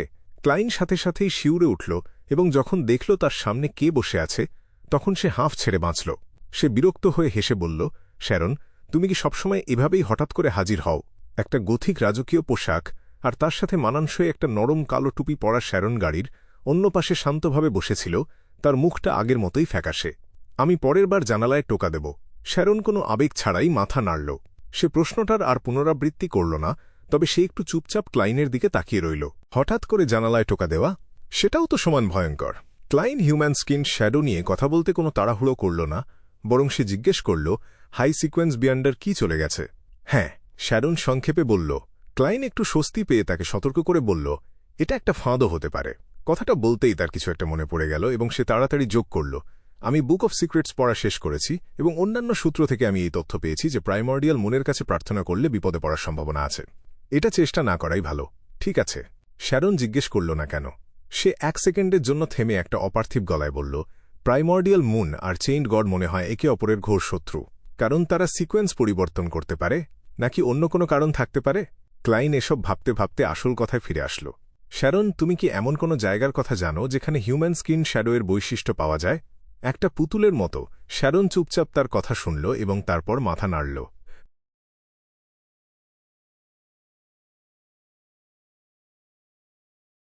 সে জানে। ক্লাইন মোরেত্তি আনন্দে আত্মহারা হয়ে গেল এবং দ্রুত জিজ্ঞেস করল, কোথায়? মনে মনে সে এর মধ্যেই পরামর্শ ফি দেওয়ার জন্য প্রস্তুত হয়ে গেল। শ্যারন কোনো নড়াচড়া না করে সেখানে বসে রইল এবং একটা কথা বলা পুতুলের মতো বলল, ম্যারিক একবার একটা গ্যাদারিংয়ে অংশ নিয়েছিল, সেখানে একজন একটা প্রাচীন অভিজাত পরিবারের সমাধি আবিষ্কার করার কথা বলে। তারা শুধু সমাধির বাইরের দিকটাতেই ঘুরেছিল, ভেতরে যাওয়ার সাহস পায়নি, তবে সেখানে হিউম্যান স্কিন শ্যাডো থাকার প্রমাণ পাওয়া গিয়েছিল। তারা এমন একটা শক্তিশালী দল তৈরি করতে চেয়েছিল যারা পুরো সমাধিটা ঘুরে দেখতে পারবে এবং তারপর ভেতরের সব মূল্যবান জিনিসপত্র সমানভাবে ভাগ করে নেবে। একে অপরের সাথে পরিচিত নয় এমন বিয়ন্ডারদের গ্যাদারিংয়ে সাহায্য চাওয়ার ক্ষেত্রে সবাই কিভাবে একে অপরের ওপর বিশ্বাস রাখবে? যদি সেখানে আসলেই কোনো সমাধি না থাকে এবং পুরো বিষয়টা যদি শুধু একটা ফাঁদ হয়? ক্লাইন দ্রুত এই কথাগুলো ভাবল এবং পাল্টা প্রশ্ন করল, তারা কি সফল হয়েছিল? হ্যাঁ, শ্যারন খুব সাধারণভাবে উত্তর দিল। এই বিষয়টা ক্লাইন আপাতত আর বিস্তারিত জানতে চাইল না। গারোয়ান যাতে শুনতে না পায় সেজন্য সে গলার স্বর নিচু করল। তারপর তাদের আর কখনোই দেখা যায়নি। শ্যারন শান্তভাবে বলতে লাগল, ওই দলের একজন ছিল মেরিকের বন্ধু, আর ওই ঘটনার পর সে পুরোপুরি উধাও হয়ে যায়। ক্লাইন কিছু জিজ্ঞেস করার আগেই সে তার সেই মায়াবী কণ্ঠে বলতে শুরু করল, আমি ডিভিনেশন পদ্ধতি ব্যবহার করে হোয়াইট ক্লিফ টাউন পর্যন্ত তাদের ট্র্যাক করেছিলাম, আর স্ট্রাটফোর্ড নদীর বাঁকে সমাধির একটা লুকানো প্রবেশপথ খুঁজে পেয়েছিলাম। মেরিকের বন্ধু ভেতরেই ছিল, কিন্তু সে এর মধ্যেই মারা গিয়েছিল। তুমি ভেতরে গিয়েছিলে? ক্লাইন অবাক হয়ে বলে উঠল, না, আমি অন্য একটা পদ্ধতি ব্যবহার করে এটা নিশ্চিত করেছিলাম। শ্যারন বুঝিয়ে বলল, ওই সমাধিটা আমাকে প্রচণ্ড বিপদের একটা অনুভূতি দিচ্ছিল। আমি সেটা ঘুরে দেখার কোনো চেষ্টাই করিনি। এই পর্যায়ে এসে সে তার নীল চোখ তুলে ক্লাইনের দিকে তাকাল। কোনো সিকোয়েন্স 4 বিয়ন্ডার বা একই স্তরের কোনো সিল্ড আর্টফ্যাক্টের সাহায্য ছাড়া ওই সমাধির গভীরে না যাওয়াই সবচেয়ে ভালো। এমনকি তুমিও এটাকে খুব বিপজ্জনক বলে মনে করছ। এটা কতটা ভয়ঙ্কর হতে পারে সেটা জানার জন্য আমার আর ধূসর কুয়াশার ওপরে গিয়ে ডিভাইন করার দরকার নেই। ক্লাইন গাড়ির মেঝের দিকে তাকিয়ে কয়েক সেকেন্ড চিন্তা করল। তুমি কি জানো ওই সমাধিটা প্রাচীন কোন অভিজাত পরিবারের? শ্যারন উত্তর দিতে একটুও দেরি করল না। তার নামের শেষ অংশটা হল আমন। আমন? সেই আমনদের পরিবারের কোনো সদস্য, যে কিনা লিটল সানের শরীর দখল করেছিল এবং ধূসর কুয়াশার ওপরে থাকা রহস্যময় জায়গাটাতে প্রায় ঢুকেই পড়েছিল। ক্লাইন একজন ক্লাউন হিসেবে তার ক্ষমতা ব্যবহার করে চোখের পাতার হালকা কাঁপুনিটা নিয়ন্ত্রণ করল। সে অবাক হয়ে জিজ্ঞেস করল, তুমি নিশ্চিত? এই মুহূর্তে তার মনের মধ্যে একটা অবয়ব ভেসে উঠল, একটা কালো ক্লাসিক আলখাল্লা, তার সাথে মানানসই একটা চোখাটুপি, চওড়া কপাল, পাতলা মুখ, কালো চোখ, কালো চুল আর চোখে একটা ক্রিস্টালের মনোকল। একজন দক্ষ শিল্পীর আঁকাতেলের ছবির মতো শ্যারনের হালকা সোনালি চুলগুলো কুয়াশার ভেতর দিয়ে জ্বলজ্বল করছিল, আর সে তার স্বাভাবিক ভাবলেশহীন কণ্ঠে বলল, প্রথমবার ভেতরে ঢুকে যেসব জিনিসপত্র পাওয়া গিয়েছিল সেগুলো দেখেও এই গ্যাদারিংয়ের একজন প্রাচীন ইতিহাস বিশেষজ্ঞ নিশ্চিত করেছিল যে সমাধির মালিক চতুর্থ যুগের টিউডার রাজবংশ থেকে এসেছে। পরিবারটার নাম আমন। এটা আসলেই চতুর্থ যুগের ব্লাসফেমার পরিবার। আব্রাহাম পরিবারের মতো এই পরিবারটা অভিশপ্ত নয়, আবার অ্যান্টিগোনাস পরিবারের মতো কোনো নির্দিষ্ট দেবীর চার্চ সরাসরি তাদের ধ্বংসও করে দেয়নি। সিটি অফ সিলভারে আমন যে ধরনের বিশেষ এবং শক্তিশালী ক্ষমতা দেখিয়েছিল তা থেকে মনে হয় এই পরিবারের অবস্থা জারাটুলদের মতোই হতে পারে। তারা সবাই গোপনে নিজেদের অস্তিত্ব টিকিয়ে রেখেছে, তাদের মধ্যে উচ্চক্রমের বিয়ন্ডাররাও আছে, হয়তোবা শক্তিশালী দেবদূতরাও আছে। তারা খুব গুরুত্বপূর্ণ কিছু রহস্য পাহারা দিয়ে রেখেছে, যেমন ফোরসেকেন ল্যান্ড অফ গডের কোঅর্ডিনেটস বা অবস্থান। এমন একটা পরিবারের রেখে যাওয়া সমাধির বিপদটা সহজেই কল্পনা করা যায়। হয়তো আমন কিছু পরিবর্তনের ক্ষমতা ধার করে, বহুদূরের ফোরসেকেন ল্যান্ড অফ গড থেকে তার দৃষ্টি এখানে ফেলতে পারে। একটা লো বা মিড সিকোয়েন্স বিয়ন্ডারের দৃষ্টিভঙ্গি দিয়ে আমি একজন ডেমিগডের ভয়াবহতা পরিমাপ করতে পারব না। আমন পরিবারের সমাধি ঘুরে দেখার সম্ভাবনাটা বাদ দিতে ক্লাইনের খুব বেশি সময় লাগল না। একটু হতাশ হয়েই সে শ্যারনের দিকে তাকাল। শুধুমাত্র ওই জায়গাটাতেই কি হিউম্যান স্কিন শ্যাডো আছে? শ্যারন মাথা নাড়ল, না। ওহ! ক্লাইনের চোখ উজ্জ্বল হয়ে উঠল, আর সে মন দিয়ে শোনার মতো একটা ভঙ্গি করল। শ্যারন তার কণ্ঠের কোনো পরিবর্তন না করেই বলল, আমি একটা গ্যাদারিংয়ে অংশ নিয়েছিলাম। সেখানে একজন বিয়ন্ডার কথা দিয়েছিল যে কেউ যদি তার দেওয়া একটা মিশন সম্পূর্ণ করে তবে সে যে কোনো যৌক্তিক অনুরোধ পূরণ করবে। উপাদান দেওয়ার ক্ষেত্রে সে শুধু উচ্চক্রমের বিয়ন্ডার উপাদানের নিচের দিকের জিনিসগুলোই দিতে পারবে। অন্য কথায়, সে উচ্চক্রমের বিয়ন্ডারদের নিচে থাকা যে কোনো বিয়ন্ডার উপাদান দিতে পারবে। ক্লাইনের মাথায় প্রথমেই যে বিষয়টা এলো তা হল, সে কি বাড়িয়ে বলছে? এমনকি চার্চ অফ এভারনাইটের ক্ষেত্রেও শুধুমাত্র হোলি ক্যাথেড্রাল বা অন্য কথায় ক্যাথেড্রাল অফ সেরেনিটির কাছেই এমন ক্ষমতা থাকার সম্ভাবনা আছে। এসব উপাদানের অনেকগুলোরই সাধারণত কোনো দরকার হতো না, কারণ এগুলোর কোনো প্রয়োজনই পড়ত না। ক্লাইনের প্রশ্ন শুনে শ্যারন শান্তভাবে উত্তর দিল, সে একজন উচ্চক্রমের নারী বিয়ন্ডার। উচ্চক্রমের নারী বিয়ন্ডার? এতে অবাক হওয়ার কিছু নেই। এই পর্যায়টা বিভিন্ন চার্চ বা গোপন সংগঠনগুলোর উচ্চপদস্থ সদস্যদের সমান। এমনকি তারা যদি কোনো দলের সাথে যুক্ত নাও থাকে তবুও তারা নিজেদের একটা আলাদা দল তৈরি করে নিতে পারে। তবে উচ্চক্রমের পোষণের নিচে থাকা যে কোনো ধরনের বিয়ন্ডার উপাদান দেওয়ার প্রতিশ্রুতিটা নিশ্চিতভাবেই পুরোপুরি পূরণ করা সম্ভব নয়। ক্লাইনের মনে মুহূর্তের জন্য এই চিন্তাটা এলো। শ্যারন খুব সাধারণভাবেই যোগ করল, সে বলেছিল যে কিছু নির্দিষ্ট উপাদান জোগাড় করতে একটা নির্দিষ্ট সময়ের দরকার হবে। এবার কথাটা কিছুটা বিশ্বাসযোগ্য মনে হচ্ছে। ক্লাইন আগ্রহ নিয়ে জিজ্ঞেস করল সে কি মিশন দিয়েছিল। শ্যারন সোজা হয়ে এবং একটা গম্ভীর ভঙ্গি নিয়ে বসল। হিরো ব্যান্ডিট ব্ল্যাক এম্পেরর এর আসল পরিচয় খুঁজে বের করা। ক্লাইন বুঝতে পারল যে সে যদি ওই মুহূর্তে পানি খেত তাহলে সে নিজেকে কিছুতেই সামলাতে পারত না এবং তার সামনের দিকে পানি ছিটিয়ে দিত। আমি কার কি ক্ষতি করেছি? কেন আমি একজন উচ্চক্রমের নারী বিয়ন্ডারের লক্ষ্যে পরিণত হলাম? সে প্রথমে মনে মনে চীনা ভাষায় আক্ষেপ করল, তারপর সে দ্রুত সম্ভাব্য দলগুলো নিয়ে বিশ্লেষণ করতে শুরু করল। টুয়াইলাইট হারমিট অর্ডারের সদস্যরা, কারণ হিরো ব্যান্ডিট ব্ল্যাক এম্পেরর ওই ডিজায়ার অ্যাপোস্টল প্যাট্রিক জেসন বেরিয়াকে খুন করেছিল। অরোরা অর্ডারের সদস্যরা, ক্যাপিমের ঘটনার সময় আমি যে ট্যাট কার্ডগুলো ফেলে এসেছিলাম সেখান থেকে তারা মিস্টার ফুলের সাথে কোনো সংযোগ খুঁজে পেয়েছে এবং হিরো ব্যান্ডিট ব্ল্যাক এম্পেররকে নিয়ে তদন্ত করার সিদ্ধান্ত নিয়েছে। 3টে চার্চের সদস্যরা এবং এমআই নয়, শুধু ক্যাপিমের ঘটনার পেছনের সত্যটা বের করার জন্য। এদের প্রত্যেকেরই যুক্ত হওয়ার সম্ভাবনা আছে আর কাউকেই সন্দেহের তালিকা থেকে বাদ দেওয়া যায় না।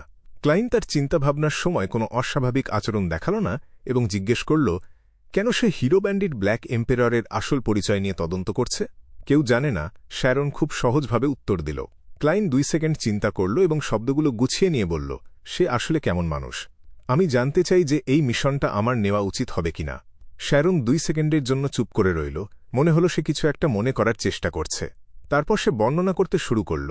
মহিলা, লম্বায় 1.70 মিটারের বেশি, শারীরিক গঠন বেশ চমৎকার, চেস্টনাট রঙের চুল, ছদ্মবেশে ছিল, কালো চামড়ার বুট জুতো পরতে পছন্দ করে, শুধুমাত্র মাঝে মাঝে গ্যাদারিংগুলোতে আসে, আর প্রথমবার তাকে দেখা গিয়েছিল 2 মাস আগে।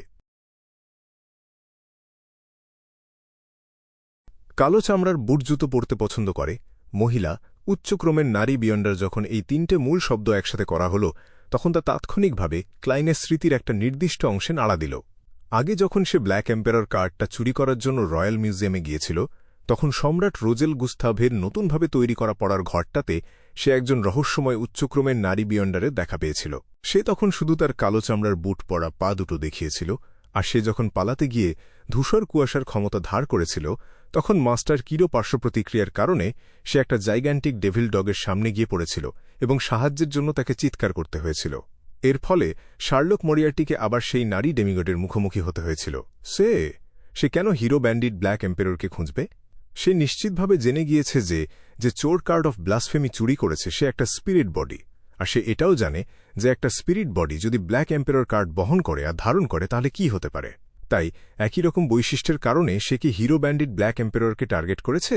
ক্লাইন দ্রুত খুব বিশ্বাসযোগ্য একটা সম্ভাবনার কথা ভাবল। একমাত্র যে বিষয়টা তাকে দ্বিধায় ফেলেছিল তা হল অন্যজন কিভাবে জানল যে সে শুধু ব্ল্যাক এম্পেরর কার্ডটাই নিয়েছে, অন্য কোনো কার্ড যেমন অ্যাবিস কার্ড বা দ্য সান কার্ড নেয়নি। হয়তো সে কার্ড অফ ব্লাসফেমিটাকেই খুঁজছিল আর সে আগে থেকেই তদন্ত করে বের করেছিল যে ওটা ছিল ব্ল্যাক এম্পেরর কার্ড। যাই হোক, শ্যারন বলেছিল যে সে 2 মাসের বেশি সময় আগে প্রথমবার ওই গ্যাদারিংয়ে যোগ দিয়েছিল। এটা রোজেল গুস্তাভের সেই প্রদর্শনীর সময়ের সাথে মিলে যায়। পরে ব্যাকল্যান্ড ছেড়ে না গিয়ে সে মাঝে মাঝেই গ্যাদারিংয়ে অংশ নিত, অথবা হয়তো যে শত্রু ব্ল্যাক এম্পেরর কার্ডটা নিয়েছিল তাকে খোঁজার জন্যই সে নিয়মিত এখানে ফিরে আসত। ক্লাইনের মাথার ভেতর দিয়ে যখন এই চিন্তার স্রোত বয়ে যাচ্ছিল তখন সে হালকা একটু হাসল। আমি তার ওপর নজর রাখব, আশা করছি এখান থেকে ভালো কিছু পাওয়া যাবে। সে তার সারা জীবনেও কিছু পাওয়ার আশা ভুলে যেতে পারে। সে মনে মনে কোনো দ্বিধা ছাড়াই কথাটা যোগ করল। শ্যারন এমনভাবে মাথা নাড়ল যা প্রায় বোঝাই যাচ্ছিল না, আর সে হিউম্যান স্কিন শ্যাডো নিয়ে আর কোনো কথাই বলল না। বোঝাই যাচ্ছিল তার কাছে শুধু 2টো সূত্রই ছিল, কিন্তু এটা ভ্যাম্পায়ার এমলিন হোয়াইট এবং আই অফ উইজডম আইসেনগার্ড স্ট্যান্টনের দলের চেয়েও ভালো ছিল। ক্লাইন তার ভেতরের হতাশা লুকিয়ে রেখে ধীরে ধীরে শ্বাস ছাড়ল আর একটা সম্মানজনক কণ্ঠে বলল, তুমি আর ম্যারিক নিশ্চয়ই এখন আর সেই অভিশাপটা নিয়ে সমস্যায় পড়ছ না, তাই না? এখানে স্কারলেট লুনার করোনা মাত্র একটাই আছে, শ্যারন শান্তভাবে উত্তর দিল। যে মানুষটা স্কারলেট লুনার করোনা পড়ত সে পূর্ণিমার চাঁদের প্রভাব থেকে মুক্ত থাকত, যা মিউট্যান্টদের জন্য স্বপ্নের একটা জিনিস। এর মানে হল একজন ঠিক থাকবে আর অন্যজনকে আগের মতোই একই পরিস্থিতির মধ্য দিয়ে যেতে হবে। পূর্ণিমার চাঁদ দ্বারা প্রভাবিত হওয়ার সময় ম্যারিক হয়তো পাগল হয়ে যাবে, অন্যদিকে শ্যারন তার শক্তি হারিয়ে ফেলবে। মনে হচ্ছে ম্যারি কি এটা ব্যবহার করছে। ক্লাইন এই কথাগুলো ভেবে অন্য প্রসঙ্গে চলে গেল। রিড স্টিভের রেখে যাওয়া বিয়ন্ডার বৈশিষ্ট্যের ওপর কোনো র্যাম্পেজারের মানসিক বিকৃতি দূর করার কোনো উপায় কি তুমি খুঁজে পেয়েছ? সে খুব একটা আশা না করেই সাধারণভাবে এই প্রশ্নটা করল। মনে মনে সে বিশ্বাস করত যে সান এর কাছে এর চেয়েও ভালো কোনো সুযোগ থাকতে পারে। না, শ্যারনকে দেখে মনে হচ্ছিল সে যেন অন্য কারোর কথা বলছে। হয়তো ভবিষ্যতে আমি তোমার কাছে এই পদ্ধতিটা বিক্রি করব, আর আমি আশা করি তুমি এর জন্য তোমার সোনার পাউন্ডগুলো জমিয়ে রেখেছ। ক্লাইন মনে মনে বিষয়টা স্বীকার করে নিল এবং হঠাৎ বুঝতে পারল না যে কথোপকথনটা কিভাবে চালিয়ে নিয়ে যাবে। সে জিজ্ঞেস করার আগে কয়েক সেকেন্ড থামল, হোয়াইট ক্লিফ টাউন কোথায়? ব্যাকল্যান্ডের শহরতলিতে, ব্রিজের দক্ষিণ দিকে। শ্যারন সংক্ষেপে উত্তর দিল। সে আবারও ক্লাইনের চোখের দিকে তাকাল। আর কিছু জানার আছে? না। ক্লাইন প্রথমে তার মাথা নাড়ল এবং তারপর জিজ্ঞেস করল, আমি কি অন্যদের সমাধির কথা বলতে পারব? অবশ্যই। গাড়ি থেকে পুরোপুরি উধাও হয়ে যাওয়ার আগে শ্যারনের অবয়ব দ্রুত মিলিয়ে যেতে লাগল। হয়তো নিজেকে লুকিয়ে রাখার জন্যই সে এমনটা করেছিল, কারণ তার পারফিউম ব্যবহার করার কোনো অভ্যাস ছিল না, আর এভাবেই সে চারপাশটাকে আবারও শূন্য করে দিয়ে গেল।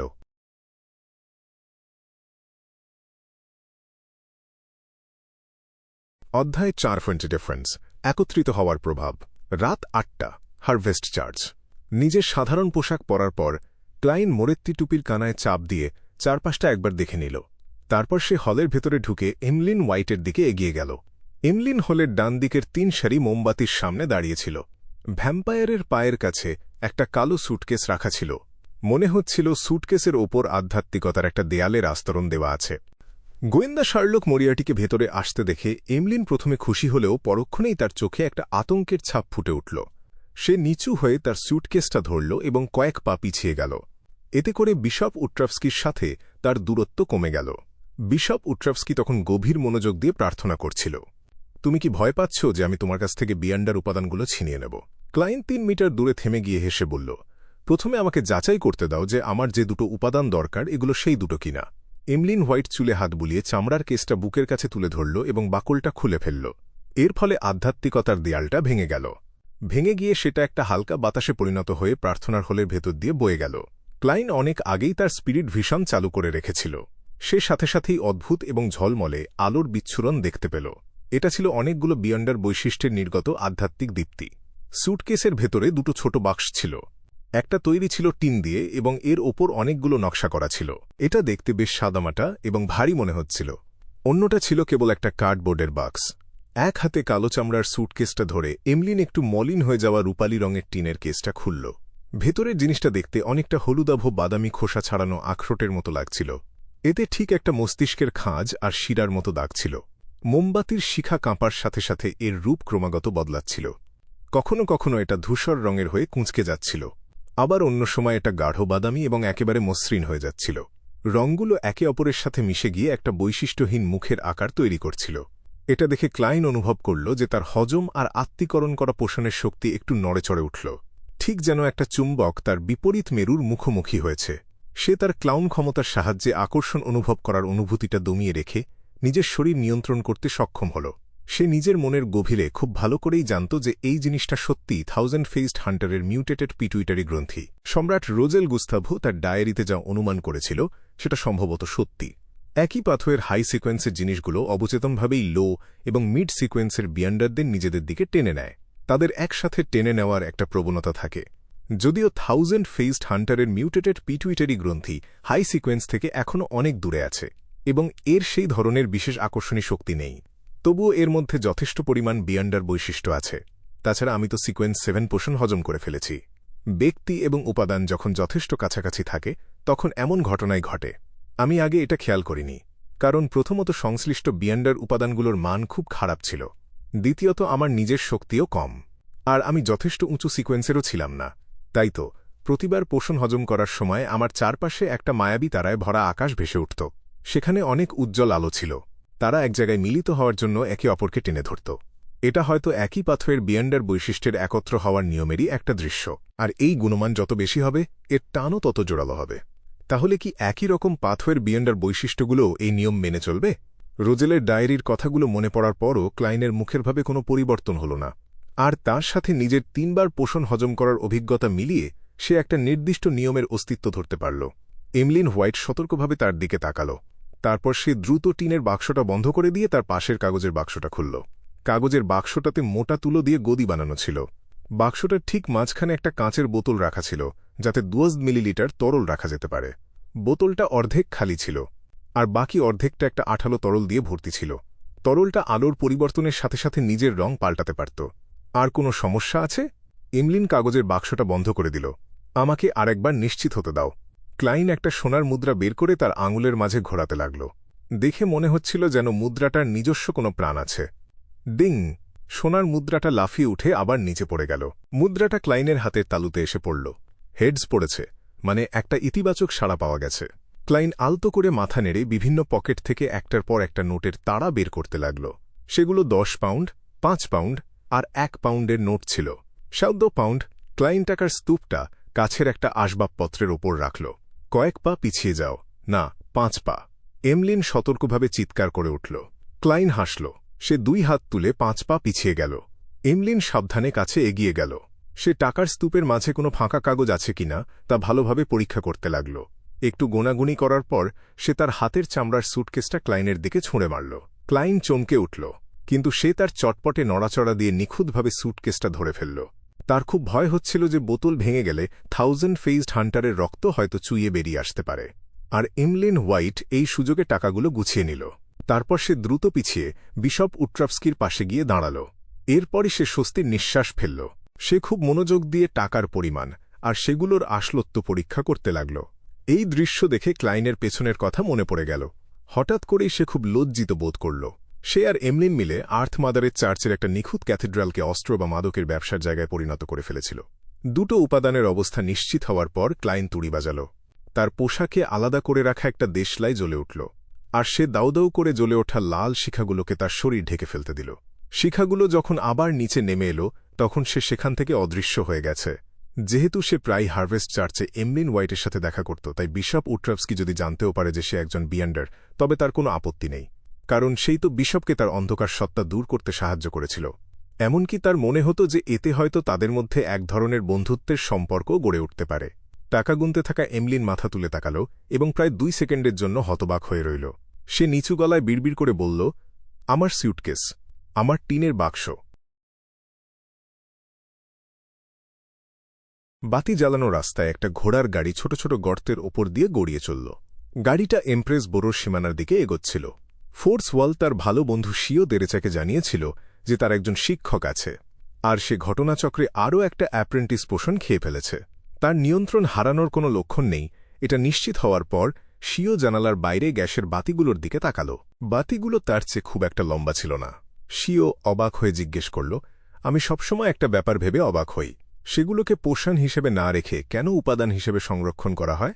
তোমার শিক্ষক তো চাইলে আগেই পোষণটা তৈরি করে এখানে আনতে পারত, তাহলে তো আর তার ঘটনাস্থলে বসে এটা তৈরি করার দরকার হতো না। ফোর্স হালকা হেসে বলল, আমি আগেই তাকে এই ব্যাপারটা নিয়ে জিজ্ঞেস করেছি। সে বলেছিল যে এর দুটো প্রধান কারণ আছে। প্রথমত, বিভিন্ন বিয়ান্ডার উপাদানের বিভিন্ন ব্যবহার থাকে। যখন সেগুলোকে একটা পোষণে পরিণত করা হয়, তখন সেগুলোকে নমনীয়ভাবে ব্যবহার করা যায় না। দ্বিতীয়ত, বিয়ান্ডার বৈশিষ্ট্যগুলো শক্ত হলে সেগুলো সারা জীবনের জন্য রাখা যায়, কিন্তু সেটা পোষণে পরিণত হওয়ার পর আর এমনটা থাকে না। তবে কেউ যদি কোনো বিশেষ আইসোলেশন কৌশল ব্যবহার করে তাহলে অবশ্য অন্য কথা। কেন? শিও অবাক হয়ে জিজ্ঞেস করল। এটা তো কোনো সাধারণ ধরনের ওষুধ বা বিয়ান্ডার অস্ত্র নয় যে এর আধ্যাত্মিকতা ক্রমাগত নষ্ট হতে হতে একসময় দুর্বল হয়ে পড়বে। ফোর্সের হাসার কোনো মেজাজ ছিল না, কিন্তু হাসি ধরে রাখা ছাড়া তার আর কোনো উপায়ও ছিল না। সে বলল, এটা বৈশিষ্ট্য হারানোর কোনো সমস্যা নয়, বরং বিয়ন্ডার উপাদানগুলো একবার পোষণে পরিণত হয়ে গেলে শুধু মানুষই নয়, অন্যান্য প্রাণী বা প্রাণহীন পদার্থগুলোও তা শুষে নিতে পারে। তবে সেটা একটু ধীর গতিতে হয়। উদাহরণস্বরূপ, আমি যদি পোষণ সংরক্ষণ করার জন্য কোনো কাঁচের বোতল ব্যবহার করি, তাহলে হয়তো প্রথমে কোনো সমস্যা মনে হবে না, কিন্তু কয়েকদিন পর কাঁচের বোতলটা নিজেই পোষণটা পুরোপুরি খেয়ে ফেলবে। এর ফলে সেটা একটা বিশেষ রহস্যময় বস্তুতে পরিণত হবে, এমনকি এটা বুদ্ধিমত্তাও অর্জন করতে পারে। অবশ্য আমার শিক্ষক বলেছিল যে এমন পরিস্থিতিতে খুব বড় ধরনের পার্শ্বপ্রতিক্রিয়া দেখা দেয়, ঠিক একটা র্যাম্পেজার যা রেখে যায় তার মতোই।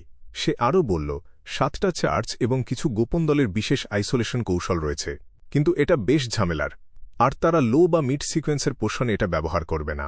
কি দারুণ ব্যাপার! শিও দীর্ঘশ্বাস ফেলল। সে আরেকবার বাইরে তাকিয়ে নিচু গলায় বলল, আমরা প্রায় পৌঁছে গেছি। সে আর ফোর্স এখানে মিস্টার এর আয়োজন করা বিয়ান্ডারদের জমায়েতে অংশ নিতে এসেছিল। ফোর্স হাসল, যদিও ভেতরে ভেতরে তার খুব কষ্ট হচ্ছিল। সে বলল, আশা করি স্পিরিট ইটারের পেটের থলেটা সেখানে থাকবে।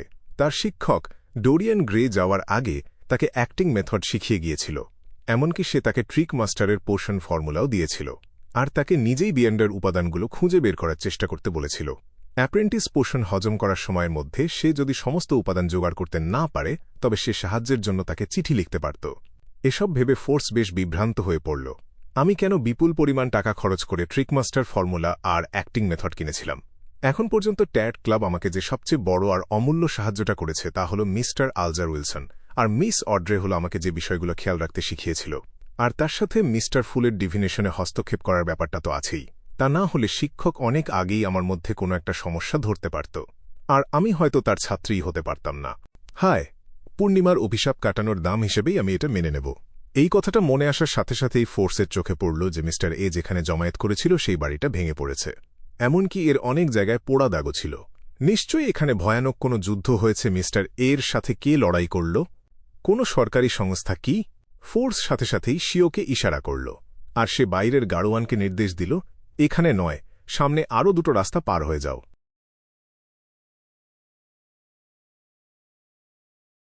অরোরা অর্ডারের ঘাঁটির সন্ধান মিলেছে। সন্ত্রাসী সংগঠন বড়সড় ক্ষতির সম্মুখীন হয়েছে। পরের দিন সকালে খবরের কাগজ খুলতেই ক্লাইনের চোখে এই খবরটা পড়ল। আশা করি মিস্টার এ এই হামলায় মারা গেছে। সে গাম্ভীর্যের সাথে নিজের বুকে একটা লাল রঙের চাঁদ আঁকল। সে আগের রাতের 1000 ফেসড হান্টারের রক্ত আর মিউটেটেড পিটুইটারি গ্রন্থি আগেই ধূসর কুয়াশার ওপরে ছুঁড়ে দিয়েছিল, যাতে সেগুলো আর কখনো হারিয়ে না যায়। এমনকি আমি মরে গেলেও ওগুলো হারাবে না। ক্লাইন খুব স্বাচ্ছন্দ্যে এক টুকরো বেকন চিবাল। আগের রাতের লেনদেনের পর তার জমানো নগদ টাকার পরিমাণ 1000 পাউন্ডের নিচে নেমে এসেছিল। এখন তার কাছে মাত্র 735 পাউন্ড অবশিষ্ট আছে। এই টাকা দিয়ে শুধু একটা ডিপসি নাগার চুল কেনা যাবে। এরপর আর হিউম্যান স্কিন শ্যাডোর বৈশিষ্ট্য কেনার কোনো ক্ষমতা তার থাকবে না।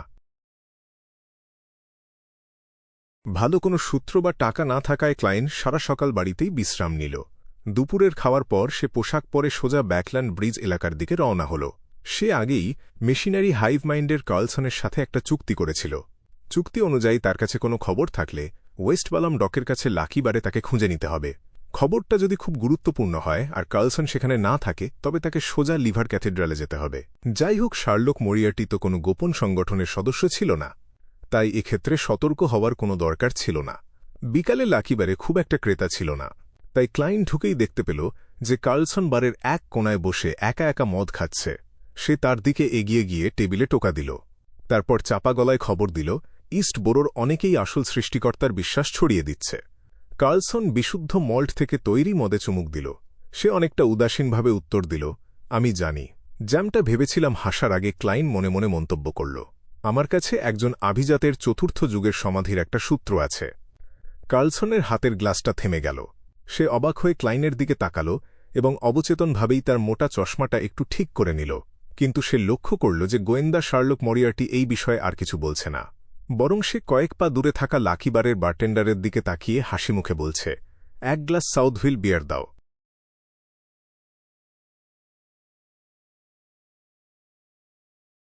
অধ্যায় 4 ক্লাইনের অনুরোধ।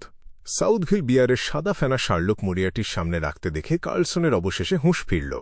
লাকিবারের বারটেন্ডার তাদের থেকে কিছুটা দূরে সরে যাওয়ার পরই সে চাপা গলায় জিজ্ঞেস করল, তুমি কি চাও? ক্লাইন মোরেত্তি তার গ্লাসটা তুলে নিল এবং এক চুমুক খেল। সে কয়েক সেকেন্ড সময় নিয়ে ম্যাল্টের তেতো স্বাদ আর তার মধ্যে লুকিয়ে থাকা হালকা মিষ্টিভাবটা উপভোগ করল। চিয়ার্স! সে আর চোখে কার্লসনের দিকে তাকাল এবং গ্লাস তোলার আগে একটু হাসল। কোনো দ্বিধা না করেই কার্লসন মাথা নাড়ল এবং প্রস্তাবটা ফিরিয়ে দিয়ে বিড়বিড় করে বলল, তোমার কাছে বিয়ার আছে আর আমার কাছে কড়া মদ, এটা টোস্ট করার জন্য ঠিক মানানসই না। ক্লাইন শুধু ফর্মালিটি রক্ষা করছিল, তাই সে আবারও তার সাউথভিল বিয়ারে চুমুক দিল, সোজা সামনের দিকে তাকাল এবং হালকা হাসল। সে বলল, আমি যা চাই তা খুবই সাধারণ। আমি নিশ্চিত নই যে সমাধির ভেতরে কি আছে, তাই আমি শুধু একটু অস্পষ্টভাবেই বর্ণনা করতে পারি। আমি আশা করি তোমাদের সমাধি অভিযানের পর পাওয়া জিনিসগুলো থেকে আমি একটা জিনিস বেছে নিতে পারব। আমি লোভী নই, আর আমার এই অনুরোধে কোনো উচ্চ সিকোয়েন্সের জিনিস থাকবে না।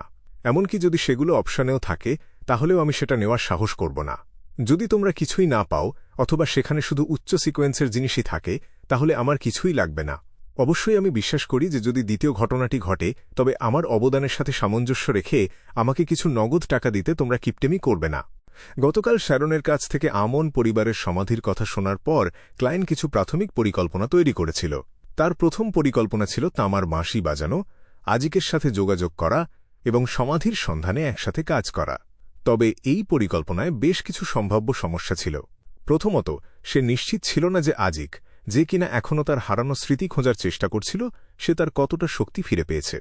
দ্বিতীয়ত, MI9 আজিকের পিছু নিয়েছিল, তাই সে এবং আজিক খুব সহজেই বিপদে পড়তে পারত। তৃতীয়ত, এমন একটা বড় সম্ভাবনা ছিল যে ক্লায়েন্ট আবারও সিল করা প্রত্নবস্তু SO8-এর নজরে পড়ে যেতে পারে। অবশ্যই সে ধূসর কুয়াশার সাহায্য নিয়ে যোগাযোগ করার বা অভিযানে নামার কথাও ভাবতে পারত। তবে ধূসর কুয়াশার উপরে তামার বাঁশি বাজালে বার্তাবাহককে ডাকা অসম্ভব হয়ে পড়ত, যার ফলে তার পরবর্তী সমস্ত পরিকল্পনা ভেস্তে যেত। সবচেয়ে বড় কথা, ক্লায়েন্ট ধূসর কুয়াশার উপরের জায়গার রহস্য আজিক এগার্টসের কাছে প্রকাশ করার সাহস পায়নি, যার নিজের পরিচয়ই একটা রহস্য হয়েছিল।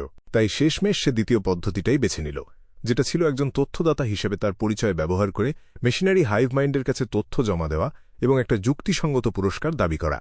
উচ্চ সিকোয়েন্সের বিয়ন্ডারদের সংখ্যার কথা আসলে 7টি চার্চের চেয়ে আর কোন দলের কাছে বেশি থাকতে পারে? ক্লায়েন্ট যতটুকু জানত, চার্চ অফ অ্যাভারনাইটে প্রায় 10 জনের মতো উচ্চ সিকোয়েন্সের বিয়ন্ডার ছিল। অন্যভাবে বললে 13 জন আর্চবিশপ এবং 9 জন উচ্চপদস্থ ডিকনের প্রায় অর্ধেকই সিকোয়েন্স 4-এ পৌঁছেছিল বা সেটা অতিক্রম করেছিল। এভারনাইট গডেসের আশীর্বাদ পুষ্ট চার্চ অফ এভারনাইটের পোপের কথা তো বাদই দিলাম। যদিও বাষ্প এবং যন্ত্রপাতির দেবতার চার্চের অবস্থা এই দিক থেকে কিছুটা দুর্বল হয়, তবুও সেটা খুব বেশি খারাপ হওয়ার কথা নয়। তাদের ব্যাকল্যান্ড ডায়োসিসের আর্চবিশপ হোরামিক হেইডেন নিজেই একজন উচ্চ সিকোয়েন্সের বিয়ন্ডার ছিল, আর তাই একটা প্রাচীন চার্চের জন্য, যাদের আজ পর্যন্ত জমানো প্রচুর সম্পদ আছে, তারা মাঝারি সিকোয়েন্সের জিনিসগুলোকে খুব একটা বেশি গুরুত্ব দেবে না। ক্লায়েন্ট বিশ্বাস করত যে সে একটা যুক্তিসঙ্গত দাম নিয়ে আলোচনা করতে পারবে। সহজ কথায়, তার দ্বিতীয় পরিকল্পনার মূল কথা ছিল যে কোনো সমস্যার জন্য একটা সংস্থাকে খুঁজে বের করো। ক্লায়েন্টের প্রস্তাব শোনার পর কার্লসন 1 সেকেন্ডের জন্য থামল, তারপর বলে উঠল, তুমি কি ঈশ্বরে বিশ্বাসী নও? আমার মনে সবসময় গডেসের স্থান আছে, এটা ভেবে ক্লায়েন্ট তার বুকে একটা ত্রিভুজাকার পবিত্র চিহ্ন আঁকল। সে বলল, ঈশ্বরের প্রতি আমার বিশ্বাসের কারণেই আমি এই তথ্যটা তোমাকে জানিয়েছি। মিস্টার স্ট্যান্টনের মাধ্যমে নাইটহকদের জানায়নি। ঈশ্বর বলেছে, যারা শক্তিশালী হতে চায় তাদের শক্তিশালী হতে দাও। একমাত্র শক্তিশালী হলেই আর বেশি টাকা থাকলেই আমি বিভিন্ন চ্যানেল আর সম্পদের কাছে পৌঁছাতে পারব, আর এভাবে তোমাদেরকে আরও ভালো আর কার্যকরী তথ্য দিতে পারব। মেশিনারি হাইভ মাইন্ডকে রাজি করানোর জন্য সে বিশেষ করে সকালের সময়টা তার আগে কেনা স্টিম অ্যান্ড মেশিনারিজ বাইবেল পড়ার পেছনে ব্যয় করেছিল। তারপর সে দেবতার বলা এমন কিছু বাক্য খুঁজে বের করেছিল যা তার প্রয়োজনের সাথে মিলে যায় এবং সেগুলো মুখস্থ করে নিয়েছিল। কার্লসন মুহূর্তের জন্য কোনো উত্তর দিতে পারল না। সে অবাক হয়ে সেখানেই বসে রইল, এমনকি সে পান করার কথাও ভুলে গিয়েছিল।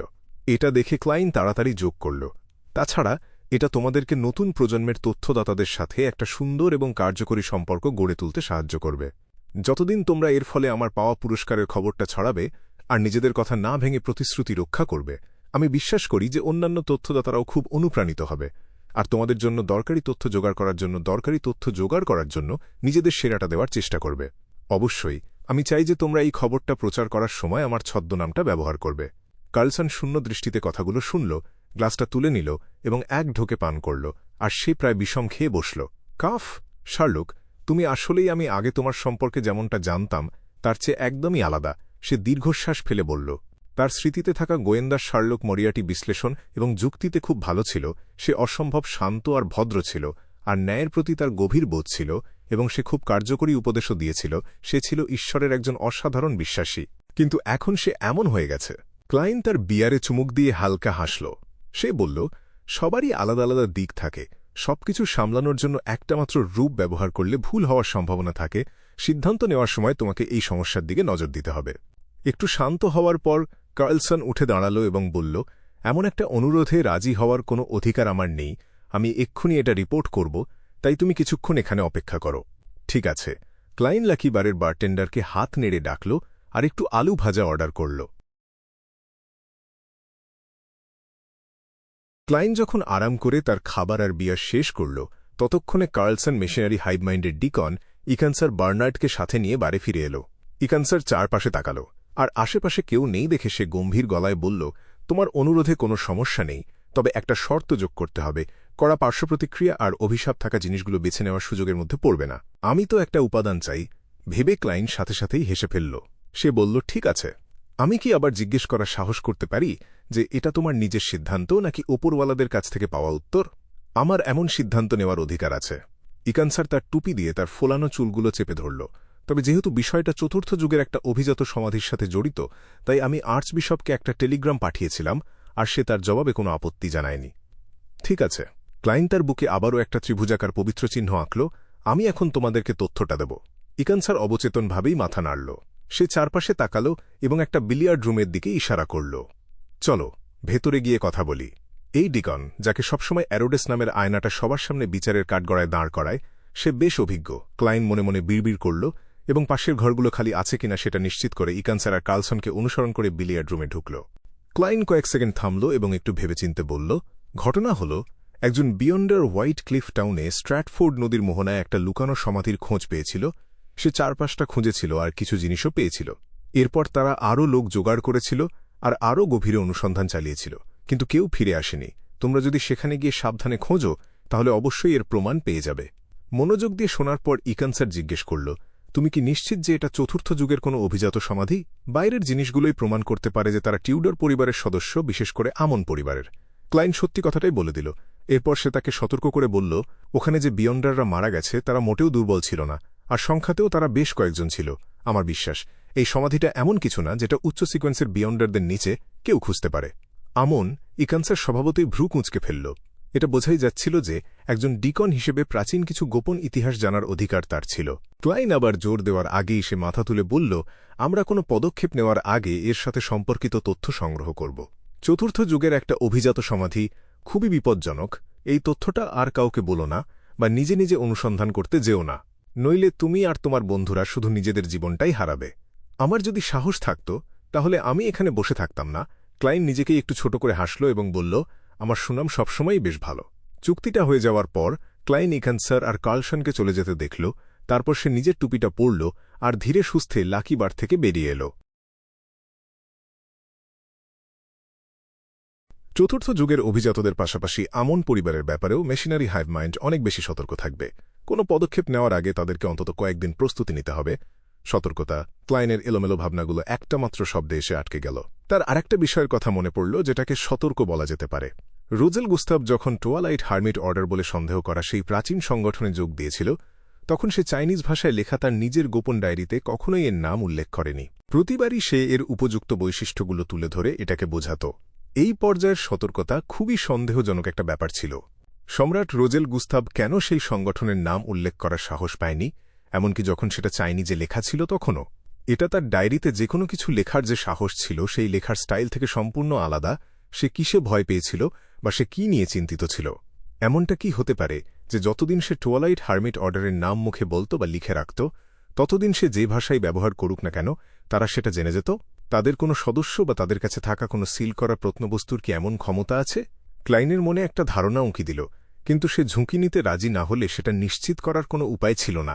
আমি প্রথমেই ধরে নেব যে এটা সত্যি, আর তারা আমাকে এখনও বুঝতে পারেনি, কারণ ডিজায়ার অ্যাপোস্টলের আত্মার সাথে যোগাযোগ ধূসর কুয়াশার উপরে বসে করা হয়েছিল।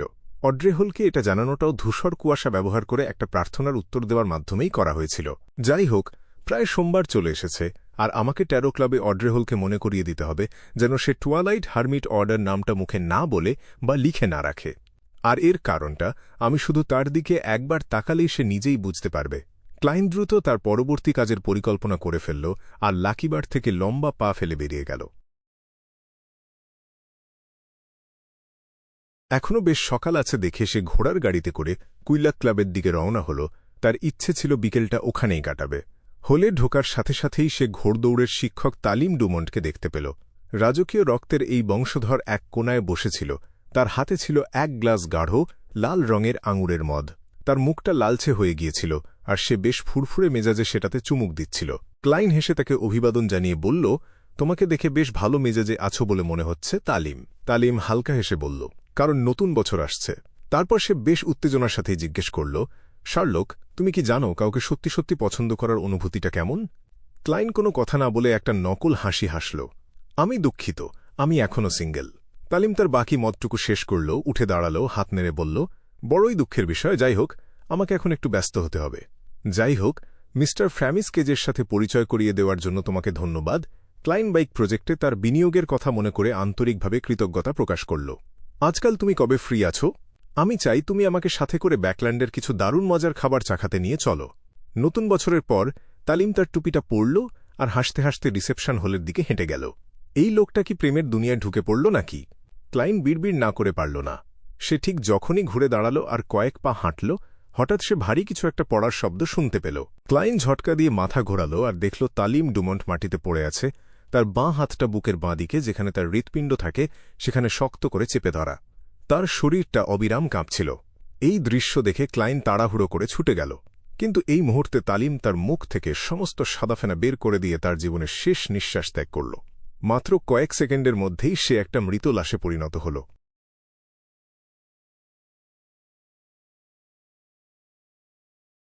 অধ্যায় 437 শোক সংবাদ। ক্লাইন মোরেত্তি এর আগেও নিজের পরিচিত কাউকে চোখের সামনে মারা যেতে দেখেছিল, কিন্তু এমন হঠাৎ আর অপ্রত্যাশিত মৃত্যু সে আগে কখনো দেখেনি। তালিম ডুমন্ট যখন কাউকে সত্যি সত্যি পছন্দ করার অনুভূতি সম্পর্কে জিজ্ঞেস করেছিল, তখন তার চেহারায় এক লুকানো উত্তেজনা আর অহংকার ফুটে উঠেছিল। কিন্তু কিছু নির্দিষ্ট কারণে সতর্ক থাকার প্রয়োজনে সে এই অনুভূতিটা সরাসরি কারো সাথে শেয়ার করতে পারছিল না। সবকিছু বড্ড দ্রুত ঘটে গেল। সাধারণ কোনো রোগে মানুষ এত তাড়াতাড়ি মারা যায় না। ক্লাইন গম্ভীর মুখে তার মাড়ির দাঁতে হালকা টোকা দিয়ে নিজের স্পিরিট ভিশন চালু করল। সে এক হাঁটু গেড়ে নিচে বসল। সে দেখল তালিম ডুমন্টের অরা আর আবেগের রঙগুলো খুব দ্রুত মিলিয়ে যাচ্ছে।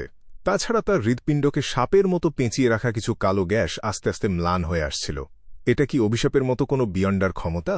ক্লাইন মুহূর্তের মধ্যে একটা প্রাথমিক সিদ্ধান্তে পৌঁছাল। ঠিক সেই মুহূর্তে কাছাকাছি থাকা এক লাল ভেস্ট পরা পরিচারক এবং সাদাকালো পোশাক পরা এক পরিচারিকা দৌড়ে এল। তারা মাটিতে পড়ে থাকা মৃতদেহটার দিকে আতঙ্কে তাকিয়ে রইল। তালিমের চোখ দুটো বড় বড় হয়ে গোল হয়েছিল। তার ঠোঁটের কোণে তখনও সাদা ফেনার অবশিষ্টাংশ লেগেছিল। ক্লাইন চোখ বন্ধ করে গম্ভীর গলায় নির্দেশ দিল, কাছাকাছি কোনো পুলিশ স্টেশনে যাও আর তাদের বলো এখানে একজন মারা গেছে। জুই, মিস্টার মরিয়াটি। লাল ভেস্ট পরা পরিচারক সাথে সাথে ঘুরে দাঁড়িয়ে দরজার দিকে দৌড় দিল। সে এতটাই ঘাবড়ে গিয়েছিল যে নিজের কোটটা পরতেও ভুলে গেল। ভিড়ের উৎসুক দৃষ্টির সামনে ক্লাইন তালিমের জিনিসপত্র চেক করল না।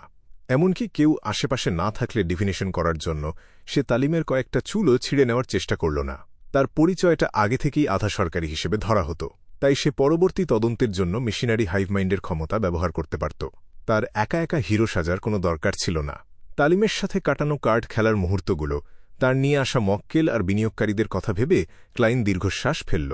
আর সেই সাথে তালিমের মনে গেঁথে থাকা প্রেমের গল্পটার কথা মনে করে সে একটা লম্বা, ধীর আর গভীর শ্বাস নিতে বাধ্য হল। তালিমের খুনিকে অভিশাপ দেওয়ায় দক্ষ এমন কোন বিয়ন্ডারকে তালিম রাগিয়ে দিয়েছিল? আজকের তার আচরণ দেখে মনে হচ্ছিল সে খুব খুশি আর শান্ত মেজাজেই ছিল। সে হয়তো জানতই না যে সে কোনো ভয়ঙ্কর চরিত্রের মানুষকে রাগিয়ে দিয়েছে। ক্লাইনের মাথায় একের পর এক প্রশ্ন ঘুরপাক খাচ্ছিল, কিন্তু তালিম ডুমন্ট সম্পর্কে খুব বেশি কিছু না জানার কারণে তার মনে কোনো নতুন ধারণার জন্ম হচ্ছিল না। পুলিশ আসার পর তাকে একজন সাক্ষী হিসেবে জিজ্ঞাসাবাদ করা হল। এতে তার বেশ কিছুটা সময় নষ্ট হল। সবকিছু শেষ হওয়ার পর ক্লাইন হিলস্টন বড় ছেড়ে বেকলুন্ড ব্রিজ এলাকার লাকি বারের দিকে যাওয়ার সুযোগ পেল। কার্লসন তখনও সেখানে বসে মদ খাচ্ছিল। পার্থক্য শুধু একটাই ছিল, খাঁটি মল্ট থেকে তৈরি কড়া মদের বদলে তার হাতে তখন সোনালি রঙের ফেনা ওঠা বিয়ার ছিল। ক্লাইন তার ডান হাত তুলে মুখ ঢাকল এবং ভিড় ঠেলে এগিয়ে গেল। সে টেবিলের উপর হালকা টোকা দিয়ে বলল, এখানে প্রতিদিন মদ খাওয়াই কি তোমার কাজ? কার্লসন ভয় পেয়ে চমকে উঠে মাথা ঘোরাল, কিন্তু যখন সে দেখল যে লোকটা শার্লক মরিয়ার্টি, তখন সে একটু স্বস্তি পেল। তুমি এখন আবার কি হল? এই প্রতিক্রিয়াটা খুব চেনা। ক্লাইন মনে মনে দীর্ঘশ্বাস ফেলে গম্ভীরভাবে বলল, বিয়ন্ডারদের নিয়ে একটা মামলা আছে। কার্লসন চারদিকে তাকিয়ে দেখল যে লাকিবারে ইতিমধ্যেই বেশ কয়েকজন খদ্দের চলে এসেছে। তারা হয় নিজেদের গ্লাসের উপর ঝুঁকে চিৎকার করছিল, নয়তো রিংয়ের ভেতরে লড়াই করার জন্য উদ্গ্রীব হয়েছিল। আমার সাথে এসো, চলো এক রাউন্ড বিলিয়ার্ড খেলি। কার্লসন তার মোটা চশমাটা একটু ঠিক করে নিজের বিয়ারের গ্লাসটা হাতে নিয়ে একটা ফাঁকা বিলিয়ার্ড রুমের দিকে এগিয়ে গেল। ক্লাইন তাকে অনুসরণ করে ভেতরে ঢুকে দরজাটা বন্ধ করে দিল। তোমার মদ সহ্য করার ক্ষমতা তো বেশ ভালোই মনে হচ্ছে, ক্লাইন কথার ফাঁকে বলল। না, আমি আসলে খুব ধীরে ধীরে মদ খাই। কার্লসন তার গ্লাসটা নামিয়ে রেখে কিউ স্টিকটা হাতে নিল। তারপর সে অদ্ভুতভাবে যোগ করল, আর ইদানিং আমার একটু একা থাকতে ভালো লাগছে। আমার তাতে কিছু যায় আসে না। ক্লাইন ঠোঁট চেপে বলল, আমি হিলস্টন বড়োর কুয়েলাং ক্লাবে একজনের মৃত্যু দেখেছি। সে আমার একজন বন্ধু এক অভিজাত পরিবারের বংশধর এবং একজন ঘোড়দৌড়ের শিক্ষক। সে এমনিতে সুস্থই ছিল, আর ইদানিং তার মানসিক অবস্থাও বেশ ভালো ছিল। কিন্তু একটু আগে সে হঠাৎ করে আমার চোখের সামনে মারা গেল। দেখে হার্ট অ্যাটাক মনে হলেও আমার স্পিরিট ভিশন বলছে যে তাকে হয়তো অভিশাপ দেওয়া হয়েছিল। তুমি কি স্পিরিট ভিশনে দক্ষ? কার্লসন নিজের অজান্তেই প্রশ্ন করে বসল। মিস্টার স্ট্যান্টন, আমার সম্পর্কে ঠিক কী ধরনের গল্প বানিয়েছেন? মেশিনারি হাইভ মাইন্ডের চর হওয়ার পর তারা আমাকে একবারও জিজ্ঞেস করেনি আমি কোনো পাথওয়ের বা আমি কোনো সিকোয়েন্সে আছি। এমনকি তারা আমার শেকড় বা অতীত সম্পর্কেও কিছু জানার চেষ্টা করেনি। অবশ্য চরদের নিজেদের কিছু গোপন বিষয় লুকিয়ে রাখতে দেওয়াটাও সরকারি সংস্থাগুলোর একটা সাধারণ কৌশল। ক্লাইন অকপটে উত্তর দিল, হ্যাঁ, মৃত লোকটার বুকের ওপর পচে যাওয়া মায়াবী একটা কালো গ্যাস ভাসছিল। তার মানে এখানে অভিশাপ আর একজন বিয়ন্ডার জড়িত থাকার সম্ভাবনা আছে। কার্লসন আর কোনো প্রশ্ন না করে ধীরে ধীরে মাথা নাড়ল। হিলস্টন বড়, ওটা আমাদের মেশিনারি হাইভ মাইন্ডের এলাকা। বেকলুন্ডের উত্তর পশ্চিমে যা ছিল এই মহানগরীর কেন্দ্রস্থল, সেখানকার ইমপ্রেস বড় আর চেরুড বড় ম্যান্ডেটেড পানিশার্সদের অধীনে ছিল। পশ্চিম আর উত্তরের এলাকাগুলো নাইটহক্সদের দায়িত্বে ছিল। আর হিলস্টন বড় এবং বেকলুন্ড ব্রিজ এলাকা দেখভাল করন্ত মেশিনারি হাইভ মাইন্ড। এই কথা বলে কার্লসন ক্লাইনের দিকে তাকিয়ে বিস্তারিত তথ্য নিশ্চিত করার চেষ্টা করল। তোমার বন্ধু কোনো ঈশ্বরের উপর বিশ্বাস রাখত? কয়েক সেকেন্ড সাবধানে চিন্তা করে ক্লাইন একটু ইতস্তত করে বলল, Lord of storms. Lord of storms এর একজন অনুসারী সে কি একমাত্র মৃত ব্যক্তি? কার্লসন ভ্রু কুঁচকে জিজ্ঞেস করল। হ্যাঁ, ক্লাইন ইতিবাচক উত্তর দিল। কার্লসন কিউস্টিকে চক ঘষতে ঘষতে দীর্ঘশ্বাস ফেলল। এই মামলাটা হাতে নেওয়ার কোনো অধিকার আমাদের নেই। এটা ম্যান্ডেটেড পানিশার্সদের অধীনে পড়ে। তবে আমি তোমার দেওয়া তথ্যগুলো তাদের কাছে পৌঁছে দেব। লোয়েন কিংডমে বিয়ন্ডারদের ঘটনাগুলোর বিচার করার প্রধান নিয়ম ছিল প্রথমে তাদের বিশ্বাসের উপর ভিত্তি করে ভাগ করা। যদি একাধিক ঈশ্বরের অনুসারীরা জড়িত থাকে, তবে যে সংস্থা ওই এলাকার দায়িত্বে আছে তারাই সিদ্ধান্ত নিত। ক্লাইনের কাছে বিষয়টা নতুন ছিল না। সে কার্লসনের জন্য কোনো সমস্যা তৈরি করতে চায়নি, তাই সে আন্তরিকভাবে বলল, ধন্যবাদ। আমি আশা করি তারা যত তাড়াতাড়ি সম্ভব আসল খুনিকে খুঁজে বের করতে পারবে। কার্লসন তার পাশের বিয়ারের গ্লাসটা তুলে নিয়ে এক চুমুক খেল। সে অভিজাত বংশের ছেলে। ম্যান্ডেটেড পানিশার্সরা অবশ্যই ব্যাপারটা খুব গুরুত্ব দিয়ে দেখবে। এক সেকেন্ড থেমে সে ক্লাইনের দিকে তাকাল আর নিচু গলায় বলল, আমার বিশ্বাস করতে কষ্ট হচ্ছে যে তুমি বেকলুন্ডে মাত্র ৩ মাসের মতো আছো। মনে হচ্ছে তুমি এখানকার সমাজে বেশ ভালোই পরিচিতি আর অনেক প্রভাব প্রতিপত্তি গড়ে তুলেছ। কিছু মানুষ স্বভাবগতভাবেই এই বিষয়ে দক্ষ হয়। ক্লাইন নিজেকে নিয়ে একটু হেসে মাথা নাড়ল এবং তারপর বিদায় নিল। সে যখন মিন্স্ক স্ট্রিটে ফিরে এল, তখন চারদিক পুরো অন্ধকার হয়ে গিয়েছিল। শ্রমিকরা রাস্তার ধারের গ্যাসের বাতিগুলো জ্বালিয়ে দিচ্ছিল। যদিও তালিমের সাথে তার সম্পর্কটা খুব একটা গভীর ছিল না, তবুও সে এমন একজন পরিচিত মানুষ ছিল যার সাথে প্রায় প্রতি সপ্তাহেই দেখা হতো। সে এমন একজন বন্ধু ছিল যার সাথে ক্লাইন মাঝে মাঝেই কার্ড খেলত। তালিম বেশ উষ্ণ স্বভাবের মানুষ ছিল এবং সব সময়ই ক্লাইনকে একজন মহান গোয়েন্দা হিসেবে সম্মান করত। তাছাড়া তালিম শুধু মুখেই বলত না, সে ক্লাইনের জন্য মক্কেল আর বিনিয়োগকারীও নিয়ে এসেছিল। তার মৃত্যুতে ক্লাইনের বেশ মন খারাপ হল। ভাগ্যের কাছে নিজেকে কতটা অসহায় লাগতে পারে সেটা সে খুব ভালোভাবে বুঝতে পারল। এর বাইরেও সে খুব রেগেছিল। যে খুনি তালিমকে অভিশাপ দিয়ে মেরেছে তার ওপর ক্লাইনের খুব রাগ হচ্ছিল। আমি আশা করি তারা খুঁজে বের করতে পারবে আসলে কি ঘটেছিল। আমি আশা করি ডিউক অ্যাগুইসিড নেগানের খুনের ঘটনার কারণে ম্যান্ডেটেড পানিশার্সদের লোক বলের কোনো অভাব হবে না।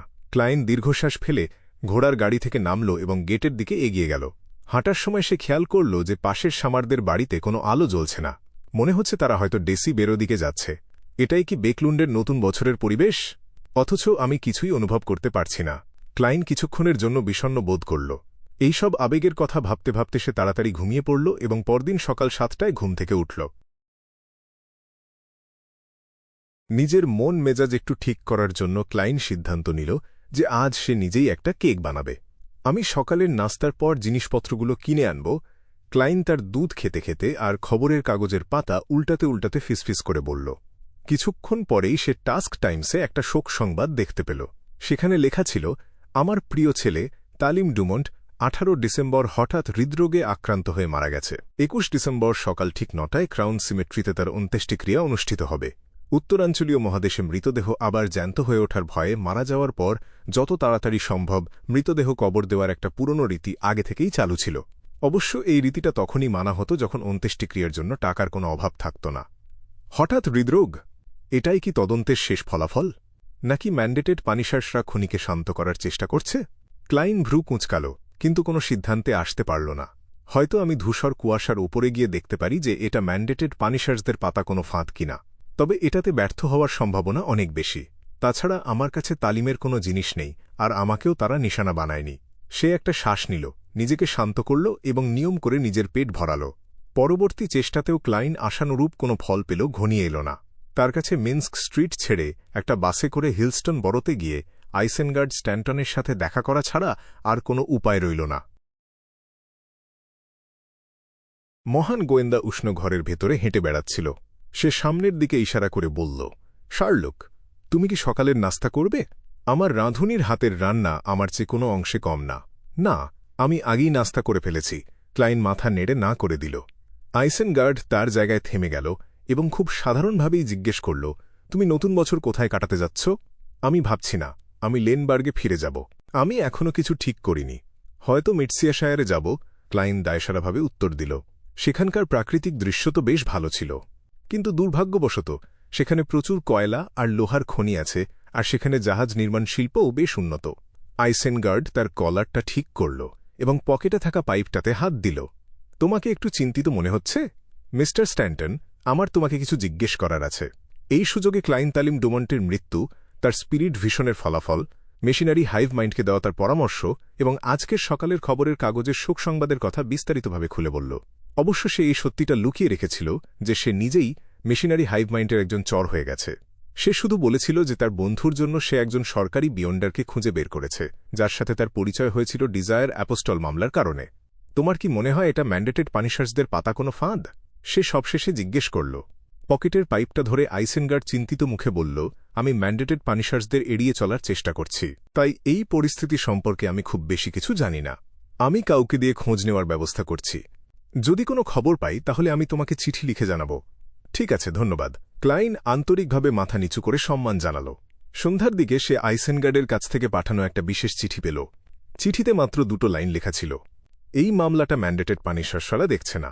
তালিম ডুমন্ট একজন অভিজাত, এই দাবি করে রাজপরিবার নিজেই মামলাটা হাতে তুলে নিয়েছে।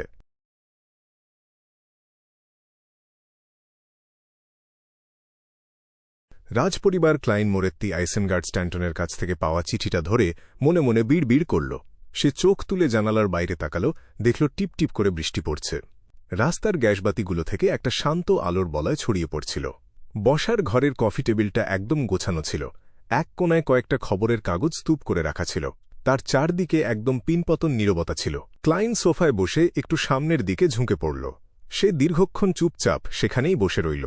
প্রায় 10 মিনিট পর সে একটা লম্বা নিঃশ্বাস ফেলে মাথা নাড়ল। খুব ধীর আর ভারী হাতে সে চিঠিটা ডাস্টবিনে ফেলে দিল। সে আস্তে আস্তে উঠে দাঁড়াল এবং ভাবলেশহীন মুখে দোতলার দিকে এগিয়ে গেল। আর ডাস্টবিনের ভেতরে আইসেনগার্ড স্ট্যান্টনের চিঠিটাতে নিঃশব্দে আগুন ধরে গেল এবং দেখতে দেখতে পুড়ে কালো ছাই হয়ে গেল। সোমবার সকালে ক্লাইন আয়নার সামনে দাঁড়াল, ডান হাতের বুড়ো আঙুল আর মধ্যমা দিয়ে 2 রগে একটু জোরে মালিশ করল। মালিশ করা শেষ হলে সে জলের কলটা ছেড়ে দিল, একটু নিচু হয়ে কলের ঠান্ডা জল মুখে ছিটিয়ে দিল আর ঠান্ডায় শিউরে উঠে মুখ ধুল। ফ্রেশ হওয়ার পর সে তোয়ালেটা ঝুলিয়ে রাখল।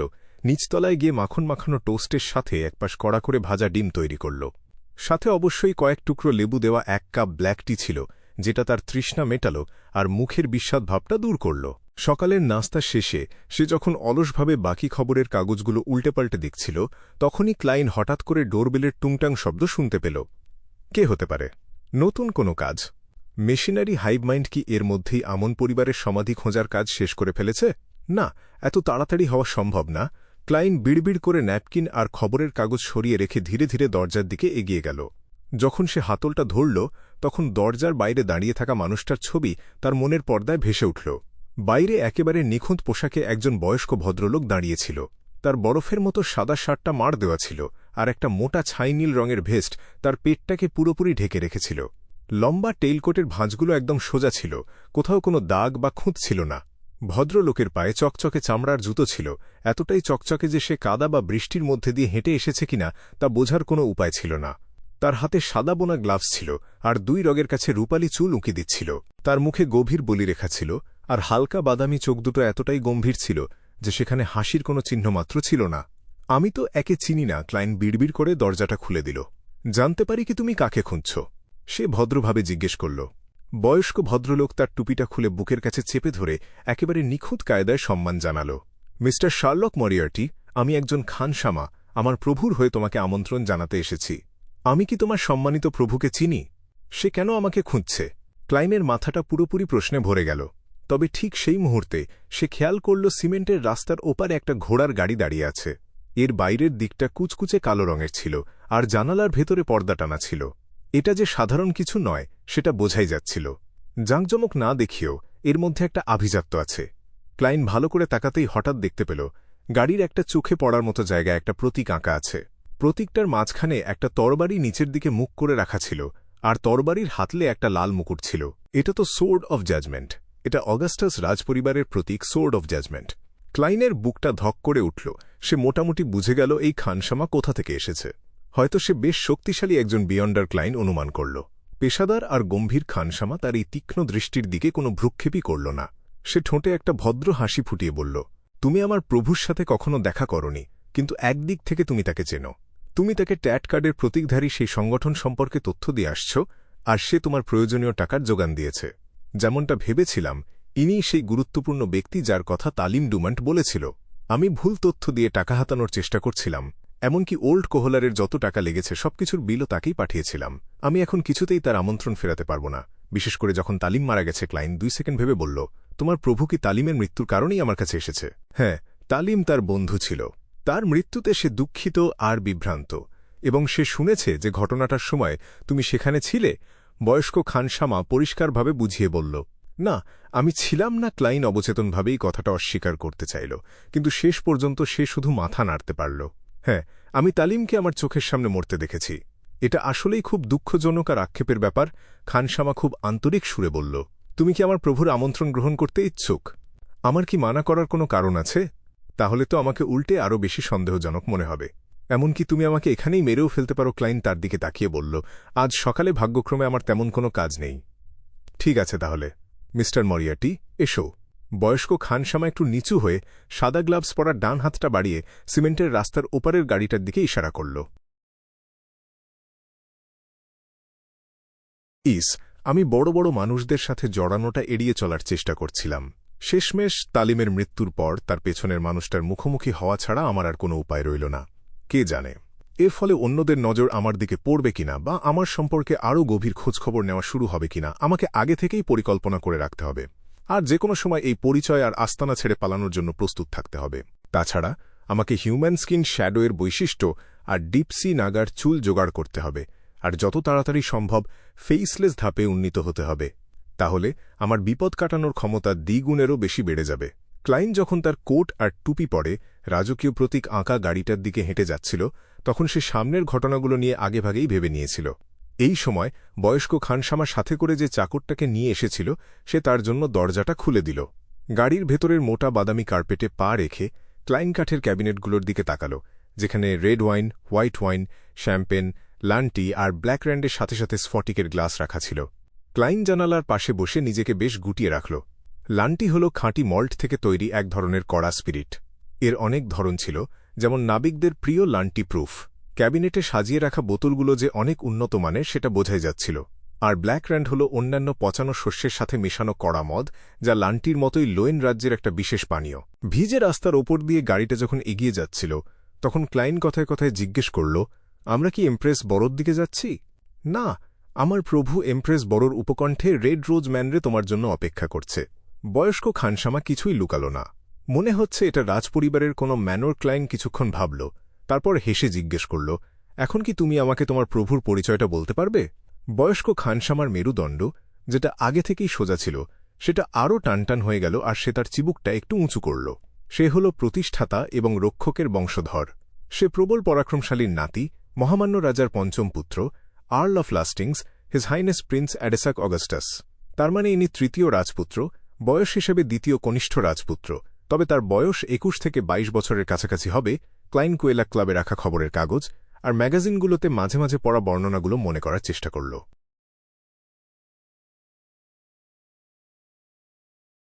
ঘোড়ার গাড়িটা একটার পর একটা রাস্তা পেরিয়ে একটা কৃত্রিম হ্রদ পার হয়ে উত্তর পশ্চিম দিকে এগিয়ে চলল। 1 ঘণ্টারও বেশি সময় পর তারা শেষ পর্যন্ত একটা বিশাল বড় ম্যানরে এসে পৌঁছাল। ম্যানরের প্রবেশপথে লাল সামরিক পোশাক আর সাদা ট্রাউজার পরা রেড রোজ ম্যানরের সৈন্য ক্লাইনকে তল্লাশি করল। সে তার বন্দুকের খাপ আর রিভলভারের কথা লুকাল না। তার বিশ্বাস ছিল যে প্রিন্স অ্যাডেসাকের আশেপাশে এমন লোকজন নিশ্চয়ই আছে যারা বুঝতে পারবে যে তার কাছে বন্দুক আছে, আর তখন বিভ্রম সৃষ্টি করে তাদের বোকা বানাতে গেলে পরিস্থিতি আরও খারাপ হবে। তাছাড়া রাজপুত্র তো জানেই যে আমি একজন প্রাইভেট গোয়েন্দা, তাই তার অধীনস্থরা শুধু বেআইনিভাবে বন্দুক রাখার দায়ে কোনো অতিথিকে নিশ্চয়ই পুলিশ স্টেশনে পাঠিয়ে দেবে না। ক্লাইন দেখল সৈন্যটা বন্দুকের খাপ আর রিভলভারটা নিয়ে নিল, আর তাকে জানিয়ে দিল যে বের হওয়ার সময় সে যেন সেটা নিয়ে যায়। আরও দুবার তল্লাশি পার হওয়ার পর ক্লাইন বয়স্ক খানসামার পিছু পিছু মূল বাড়িটা ঘুরে পাহাড় আর বয়ে চলাজলের একটা বিশাল উন্মুক্ত জায়গায় এসে পৌঁছাল। এই জায়গাটার একটাই খামতি ছিল যে হাড়কাঁপানো শীতে গাছপালাগুলো অনেক আগেই শুকিয়ে গিয়েছিল, তাই চারদিকটা শুধু খাঁখা করছিল। খট খট খট। দূর থেকে কয়েকটা ঘোড়া ছুটে এসে তাদের সামনে থামল। সাদা ট্রাউজার, উঁচু হিলের কালো বুট, গায়ের সাথে লেপ্টে থাকা শার্ট আর গাঢ় রঙের রাইডার টিউনিক পরা এক যুবক খুব সাবলীলভাবে ঘোড়া থেকে নেমে এগিয়ে এল। বাকি সবাই খুব কাছ থেকে তাকে অনুসরণ করল। সে তার মাথা থেকে হেলমেটটা খুলে ক্লাইনের দিকে তাকিয়ে হাসল। অবশেষে তোমার সাথে দেখা হল, ডিটেকটিভ মরিয়ার্টি। তাকে দেখেই ক্লাইনের চোখ দুটো উজ্জ্বল হয়ে উঠল। এর কারণ এটা ছিল না যে সে দেখতে কতটা সুদর্শন ছিল, বরং কারণটা ছিল যে তাকে দেখতে 5 পাউন্ডের নোটে ছাপা হেনরি অগাস্টাস প্রথমের মতো লাগছিল। অ্যাডেসাক অগাস্টাসেরও গোলগাল মুখ আর একজোড়া চাপা চোখ ছিল, কিন্তু তাকে দেখে মোটেও গম্ভীর মনে হচ্ছিল না, বরং তার মুখে সবসময় একটা হাসি লেগে থাকত। তাকে দেখতে একদম তরতাজা আর প্রাণবন্ত লাগছিল। আমি জানতাম না যে তুমি, ইয়োর হাইনেস, আমাকে এই কাজের দায়িত্ব দিয়েছিলে। ক্লাইন মাথা নিচু করে সম্মান জানাল। হাতে ধরা ঘোড়ার চাবুকটা একটু উল্টেপাল্টে দেখে অ্যাডেসাক হালকা হাসল। আমি শুনেছি যে সিরিয়াল কিলার আর ডিজায়ার অ্যাপোস্টলের ঘটনাগুলোতে তুমি একটা গুরুত্বপূর্ণ ভূমিকা পালন করেছ। তালিমের সুপারিশটা আসলেই ভালো ছিল। কে জানত যে আমার সাথে ঘোড়দৌড় করার কয়েকদিন পরেই সে পৃথিবী থেকে বিদায় নেবে। সে এখন ঝড় আর বিদ্যুতের রাজ্যে চলে গেছে। রাজ্য প্রতিষ্ঠিত হওয়ার পর থেকেই অগাস্টাস পরিবার সবসময় লর্ড অফ স্টর্মসের ওপর বিশ্বাস রেখে এসেছে। ক্লাইনের উত্তরের জন্য অপেক্ষা না করেই সে ভারাক্রান্ত মুখে বলল, তালিমের মৃত্যুর তদন্ত আমার মাধ্যমে হয়নি, মিস্টার মরিয়ার্টি। আমি চাই সত্যিটা খুঁজে বের করতে তুমি আমাকে সাহায্য করো। রাজপরিবারের বাকি সদস্যদের দেওয়া সিদ্ধান্ত, তোমার বড় 2 ভাই, এই হুট করে শুরু হওয়া অন্তর্দ্বন্দ্ব সামলানো আমার কম্য নয়। তাছাড়া ইয়োর হাইনেস, তুমি তো দেখি একদম সোজাসাপটা কথার মানুষ। ক্লাইন মনে মনে দীর্ঘশ্বাস ফেলল। আমি দুঃখিত, কিন্তু আমি এখনও বলবো যে তালিম হঠাৎ করে হার্ট অ্যাটাকেই মারা গেছে। তাই নাকি? ম্যান্ডেটেড বানিশার্স থেকে খবর এসেছে যে শার্লক মরিয়ার্টি নামের একজন গোয়েন্দা নাকি সাক্ষ্য দিয়েছে যে তালিমের ওপর কোনো অভিশাপের প্রভাব ছিল। প্রিন্স অ্যাডেসাক হালকা হাসল। ক্লাইন শুধু একটা শুকনো হাসি দিয়ে উত্তর দিল, ইয়োর হাইনেস, আমার নীতিগুলো তোমার জানা উচিত। আমি এখনও আরও 50 বছর বাঁচতে চাই। তালিম কি তোমার বন্ধু ছিল না? প্রিন্স অ্যাডেসাক জিজ্ঞেস করল। ক্লাইন কি উত্তর দেবে বুঝতে পারছিল না। ঠিক তখনই মূল ঘর থেকে একজন দাসী ছুটে এসে রাজপুত্রের কানের কাছে ফিসফিস করে কয়েকটা কথা বলল। অ্যাডেসাকের মুখটা শক্ত হয়ে গেল। তাকে বলে দাও সে যেন বাইরে না বেরোয়। কথা শেষ করে সে 2 পা সামনে এগিয়ে গেল। তার গম্ভীর মুখটা একটু নরম হল, আর তার নীল চোখে একটু কোমলতা আর অসহায়তার ছাপ ফুটে উঠল। তবে আমি তাকে ঘর থেকে বের হয়ে ম্যানরের ভেতরে স্বাধীনভাবে ঘোরাফেরা করার অনুমতি দিলাম।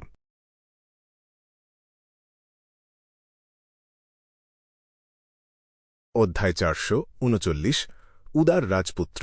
চোখের সামনের দৃশ্যটা ক্লাইন মোরেত্তিকে সেই রোমান্টিক গল্পের কথা মনে করিয়ে দিল যেটা তালিম ডুম্যান্ট তাকে বলেছিল। তার অভিজাত বন্ধু একজন কমনর ওম্যানের প্রেমে পড়েছিল এবং তাকে বিয়ে করার জন্য জেদ ধরেছিল। তবে অভিজাতদের একদম উঁচু মহলে থাকার কারণে এই বিয়েটা পুরোপুরি নিষিদ্ধ ছিল। তালিম এই বিষয়টা নিয়ে খুব বিরক্ত ছিল, আর সে একজন খুনি ভাড়া করার কথাও ভেবেছিল। কিন্তু শেষমেশ সে ওই মেয়েটাকে বুঝিয়ে শুনিয়ে তার বন্ধুকে ছেড়ে যেতে রাজি করাল। এই গল্পের প্রধান চরিত্র কি অ্যাডেসাক অগাস্টাস হতে পারে? সব দিক থেকে পরিস্থিতি একদম মিলে যাচ্ছে। একজন রাজপুত্র হিসেবে এই যুগে একজন সাধারণ মেয়েকে বিয়ে করা প্রায় রাষ্ট্রদ্রোহিতার সমান। লোয়েন রাজ্য প্রতিষ্ঠার পর থেকে অগাস্টাস পরিবারের সরাসরি বংশধরের স্ত্রী কেবল একজন অভিজাত ঘরের মেয়েই হতে পারত। আমি এইমাত্র যা শুনলাম, অ্যাডেসাক কি সেই কমনর ওম্যানকে ফিরিয়ে এনেছে? আর সে কি তাকে শাস্তিস্বরূপ বন্দী করেও রেখেছে? সত্যিকারের ভালোবাসা। এক মুহূর্তের মধ্যে একজন অত্যাচারী রাজপুত্র আর একটা অসহায় দুর্বল সাদা ফুলের গল্প ক্লাইনের মাথায় তৈরি হয়ে গেল। সে দূরের দিকে তাকাল আর শীতের মাঝমাঝির দৃশ্যটা উপভোগ করতে লাগল। এটা আসলে দেখতে ওরকম না। যখন বসন্ত আসবে আর ঘাস গজাবে, তখন তুমি এখানে সবচেয়ে ভালো মানের একটা গল্ফ কোর্স দেখতে পাবে। রাজপুত্র অ্যাডেসাক পরিচারিকাকে চলে যেতে বলল, তার চাবুকটা তুলল আর চারদিকে ইশারা করে দেখাল। গল্ফ? ক্লাইন জিজ্ঞেস করল, যদিও সে তার নিজের প্রশ্নের উত্তরটা জানত। রাজপুত্র অ্যাডেসাক তার পাহারাদার আর সহচরদের দূরে সরে যাওয়ার ইশারা করল, আর শুধু বয়স্ক বাটলার আর ক্লাইন তার পাশে পাশে হাঁটতে লাগল। সে সেই নির্জন প্রান্তর দিয়ে হাঁটতে হাঁটতে একটু হাসল আর বলল, হ্যাঁ, গল্ফ। এটা সত্যিই একটা অভিজাত খেলা, যেখানে বেশিরভাগ পত্রিকা আর ম্যাগাজিনের মালিকদেরও ঢোকা খুব কঠিন। যদিও আমি রোজেল গুস্তাভকে পছন্দ করি না, তবুও আমাকে স্বীকার করতে হবে যে তার কল্পনার মতো আইডিয়াগুলো আমাদের অনেক মজার একটা জগৎ দিয়েছে।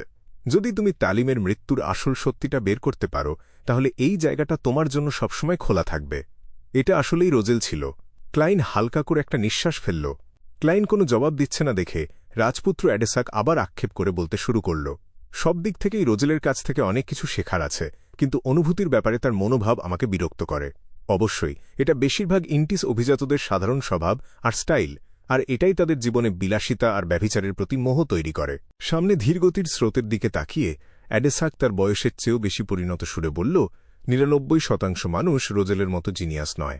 সফল হতে আর কোনো বড় কিছু তৈরি করতে হলে একজনকে আগে বুঝতে হবে সে আসলে কি চায়, আর সেটার জন্য তাকে যে কোনো মূল্য দিতে প্রস্তুত থাকতে হবে, আর কখনো পিছু না হটে সবটুকু পথ পার করতে হবে।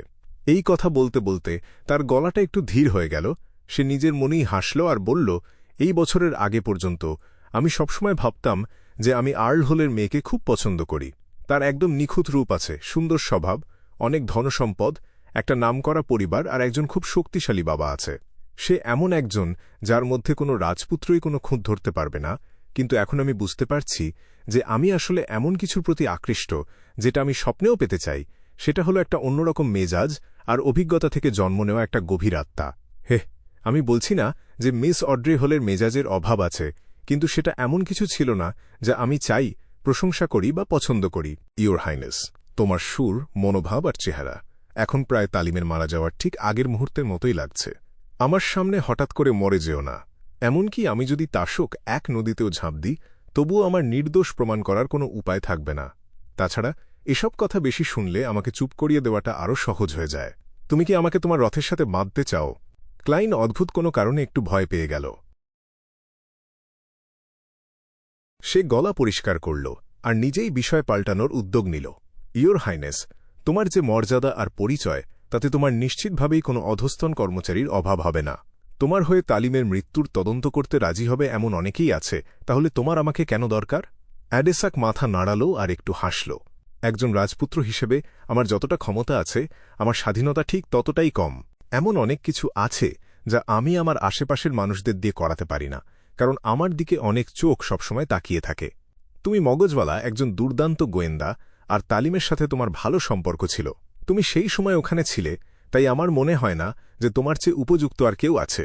চিন্তা করো না, যদি সত্যি কোনো সমস্যা হয় তাহলে আমি অবশ্যই তোমার নিরাপত্তার গ্যারান্টি দিতে পারব। বাথরুমে রাখা টয়লেট পেপারের মতো এই রকম একটা প্রতিশ্রুতি। ক্লাইন মনে মনে ব্যঙ্গ না করে পারল না। রাজপুত্র অ্যাডেসাক যেহেতু এত কথাই বলে ফেলেছে, ক্লাইন বুঝতে পারল যে সে যদি আবার না করে তাহলে তার এই রেড রোজ ম্যানর ছেড়ে যাওয়ার সম্ভাবনা খুব কম। সে শুধু একটা দীর্ঘশ্বাস ফেলল আর বলল, সত্যি বলতে তালিমের মৃত্যু নিয়ে আমিও তোমার মতোই রেগে আছি, কিন্তু বাস্তব আমাকে শান্ত করে রেখেছে। অ্যাডেসাক হাসল। আমি তোমার জন্য কি করতে পারি? তালিমের চুল অথবা তার রক্তমাংস, আর সাথে এমন কিছু যা সে সবসময় নিজের সাথে রাখত। ক্লাইন অনুরোধটা করল, ঠিক আছে, তাহলে আমি এগুলো তোমার বাড়িতে পাঠিয়ে দেব। অ্যাডেসাক সাথে সাথেই রাজি হয়ে গেল, আর তারপর কৌতূহল নিয়ে জিজ্ঞেস করল, শুধু এইটুকুই? ক্লাইন আর কোনো ভনিতা করল না। প্রাথমিক কোনো সূত্র পেলেই আমি বুঝতে পারব আমার কি ধরনের সাহায্য দরকার। ইয়োর হাইনেস, সবচেয়ে ভালো হয় যদি তুমি আমাকে তোমার সাথে যোগাযোগ করার কোনো রাস্তা বাতলে দাও। একজন প্রাইভেট গোয়েন্দা যদি ঘন ঘন এই ম্যানরে আসে, তাহলে সেটা নিশ্চিতভাবেই সন্দেহের সৃষ্টি করবে। অ্যাডেসাক মাথা নাড়াল আর এমনভাবে বলল যেন সে আগে থেকেই প্রস্তুত ছিল, আমি কাউকে দিয়ে গোপনে তোমার পাশের বাড়িটা ১৩ মিন্স্ক স্ট্রিট ভাড়া নেওয়াব। যখন তোমার যোগাযোগ করার দরকার হবে, তোমার প্রতিবেশীকে দেখা করার কথা জানিয়ে একটা চিঠি লিখে মেইল বক্সে ফেলে দিও। আর পুরস্কারের ব্যাপারে তোমার জানা উচিত যে আমি কৃপণ মানুষ নই, এমনকি এটা যদি ব্যর্থও হয়। যতক্ষণ তুমি সাহায্য করবে আর ঝুঁকি নেবে, তুমি তোমার প্রাপ্য আয় পেয়ে যাবে। আর যদি তুমি সত্যিই আসল সত্যিটা বের করতে পারো, তাহলে আমি তোমাকে এমন পুরস্কার দেব যা তোমার অবসরের জন্য যথেষ্ট হবে। এই রাজপুত্র সত্যিই খুব দ্রুত আর চূড়ান্ত সিদ্ধান্ত নিয়ে কাজ করে। অবসর, তার মানে সেটা অন্তত ৩,০০০ পাউন্ড হবে। ক্লাইন মনে মনে একটা দীর্ঘশ্বাস ফেলল। ঠিক আছে, তালিমের আত্মা ঝড় আর বিদ্যুতের রাজ্যে শান্তিতে থাকুক। সে মাথা নোয়াল। অ্যাডেসাক হালকা করে মাথা নাড়াল আর তার বয়স্ক বাটলারকে নির্দেশ দিল, গোয়েন্দা ক্লাইনকে বাইরে নিয়ে যাও আর মিন্স্ক স্ট্রিটে ফেরত পাঠাও। তুমি আমাকে দুপুরের খাবারের জন্য রেখে দিচ্ছ না কেন? তুমি কি তোমার অতিথির সাথে একটু বেশি অহংকারী আচরণ করছ না? অবশ্যই, এটা সম্ভবত দুপুর হতে এখনও অনেক দেরি আছে বলেই হচ্ছে। ক্লাইন মনে মনে তাকে খোঁচা দিল। সে বয়স্ক বাটলারের পিছন পিছন ম্যানরের প্রবেশপথ পর্যন্ত গেল আর তার বন্দুকের খাপ, রিভলভার আর বুলেটগুলো ফেরত নিল। 15 মিন্স্ক স্ট্রিটে ক্লাইন তার ঘরের জানালার কাছে দাঁড়াল আর রাজকীয় প্রতীক আঁকা গাড়িটাকে চলে যেতে দেখল। শার্লক যে কোনো মুহূর্তে মারা যেতে পারে, যদি তদন্ত সত্যিই গভীরে যায়। কে জানে, হয়তো এই মুহূর্তেও কেউ আমার দিকে নজর রাখছে। আপাতত না, কারণ আমি তো এখনও কোনো চাল চালিনি। ক্লাইন ভ্রু কুঁচকাল আর চুপচাপ দাঁড়িয়ে রইল। এই মুহূর্তে সে ফেসলেস হিসেবে এগোতে প্রচণ্ড আগ্রহী হয়ে উঠল। আমন পরিবারের সমাধির ব্যাপারে মেশিনারি হাইভ মাইন্ডের খোঁজাখুঁজির জন্য বসে থাকার মতো সময় আমার নেই। আমাকে অন্যান্য মাধ্যম দিয়ে হিউম্যান স্কিন শ্যাডো বৈশিষ্ট্যটা কেনার চেষ্টা চালিয়ে যেতে হবে, কারণ কেউ জানে না মেশিনারি হাইভ মাইন্ডের প্রস্তুতি নিতে কতদিন সময় লাগবে। যদি এটা 1 মাস বা এমনকি অর্ধেক বছর পার হয়ে যায়, সেটা অসম্ভব কিছু না। তারা হয়তো প্রথমেই প্রবেশপথ পাহারা দেওয়ার জন্য মানুষ পাঠাবে আর আস্তে আস্তে প্রয়োজনীয় তথ্য জোগাড় করবে যাতে কোনো কিছুতেই ভুল না হয়। এটা খারাপ কোনো কৌশল নয়, কিন্তু এত সময় ধরে অপেক্ষা করা আমার পক্ষে সম্ভব না। ক্লাইনের মাথায় এই চিন্তাগুলো ঘুরপাক খেতে খেতেই সে তার সিদ্ধান্ত নিয়ে ফেলল। দুপুর 2:45 সে তার খবরের কাগজটা নিয়ে বাথরুমে ঢুকল আর এই সপ্তাহের ট্যাড গ্যাদারিংয়ের জন্য জোরকদমে প্রস্তুতি নিতে শুরু করল।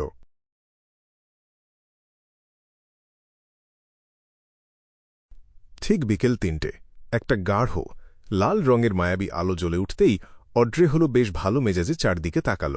গতরাতে সে অবশেষে সিকোয়েন্স 7 সাইকিয়াট্রিস্ট পোষণের ফর্মুলাটা পেয়েছিল, যেটা স্বপ্ন সে এতদিন ধরে দেখছিল। তার মনের মধ্যে এখনও উত্তেজনা, অস্থিরতা আর শান্তির একটা মিশ্রণ কাজ করছিল। তাছাড়া সাইকোলজি অ্যালকেমিস্টস তাকে সাথে সাথেই কোনো অবদান রাখতে বলেনি, তারা বলেছিল যে এটা তাকে আগাম দেওয়া হল। মিস অড্রের চমৎকারভাবে শোধ করে দেওয়ার ক্ষমতার ওপর তাদের পূর্ণ আস্থা ছিল।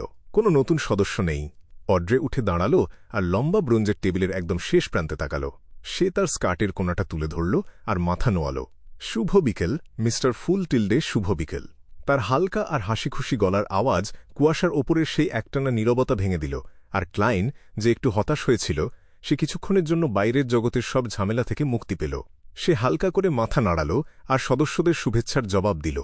যখন সে আবার বসল, অড্রে বাকি সদস্যদের দিকে তাকাল আর আগের পর্যবেক্ষণের সাথে মিলিয়ে একটা দারুণ দৃশ্য তৈরি করল। মাথা নোয়ানোর সময় মিস্টার হ্যাংডম্যান নীরবে মিস্টার ফুলকে একটা চাপা কৌতূহল নিয়ে মেপে নিল। তারপর সে মিস্টার ওয়ার্ল্ডের দিকে কিছু একটা পাওয়ার আশায় তাকাল।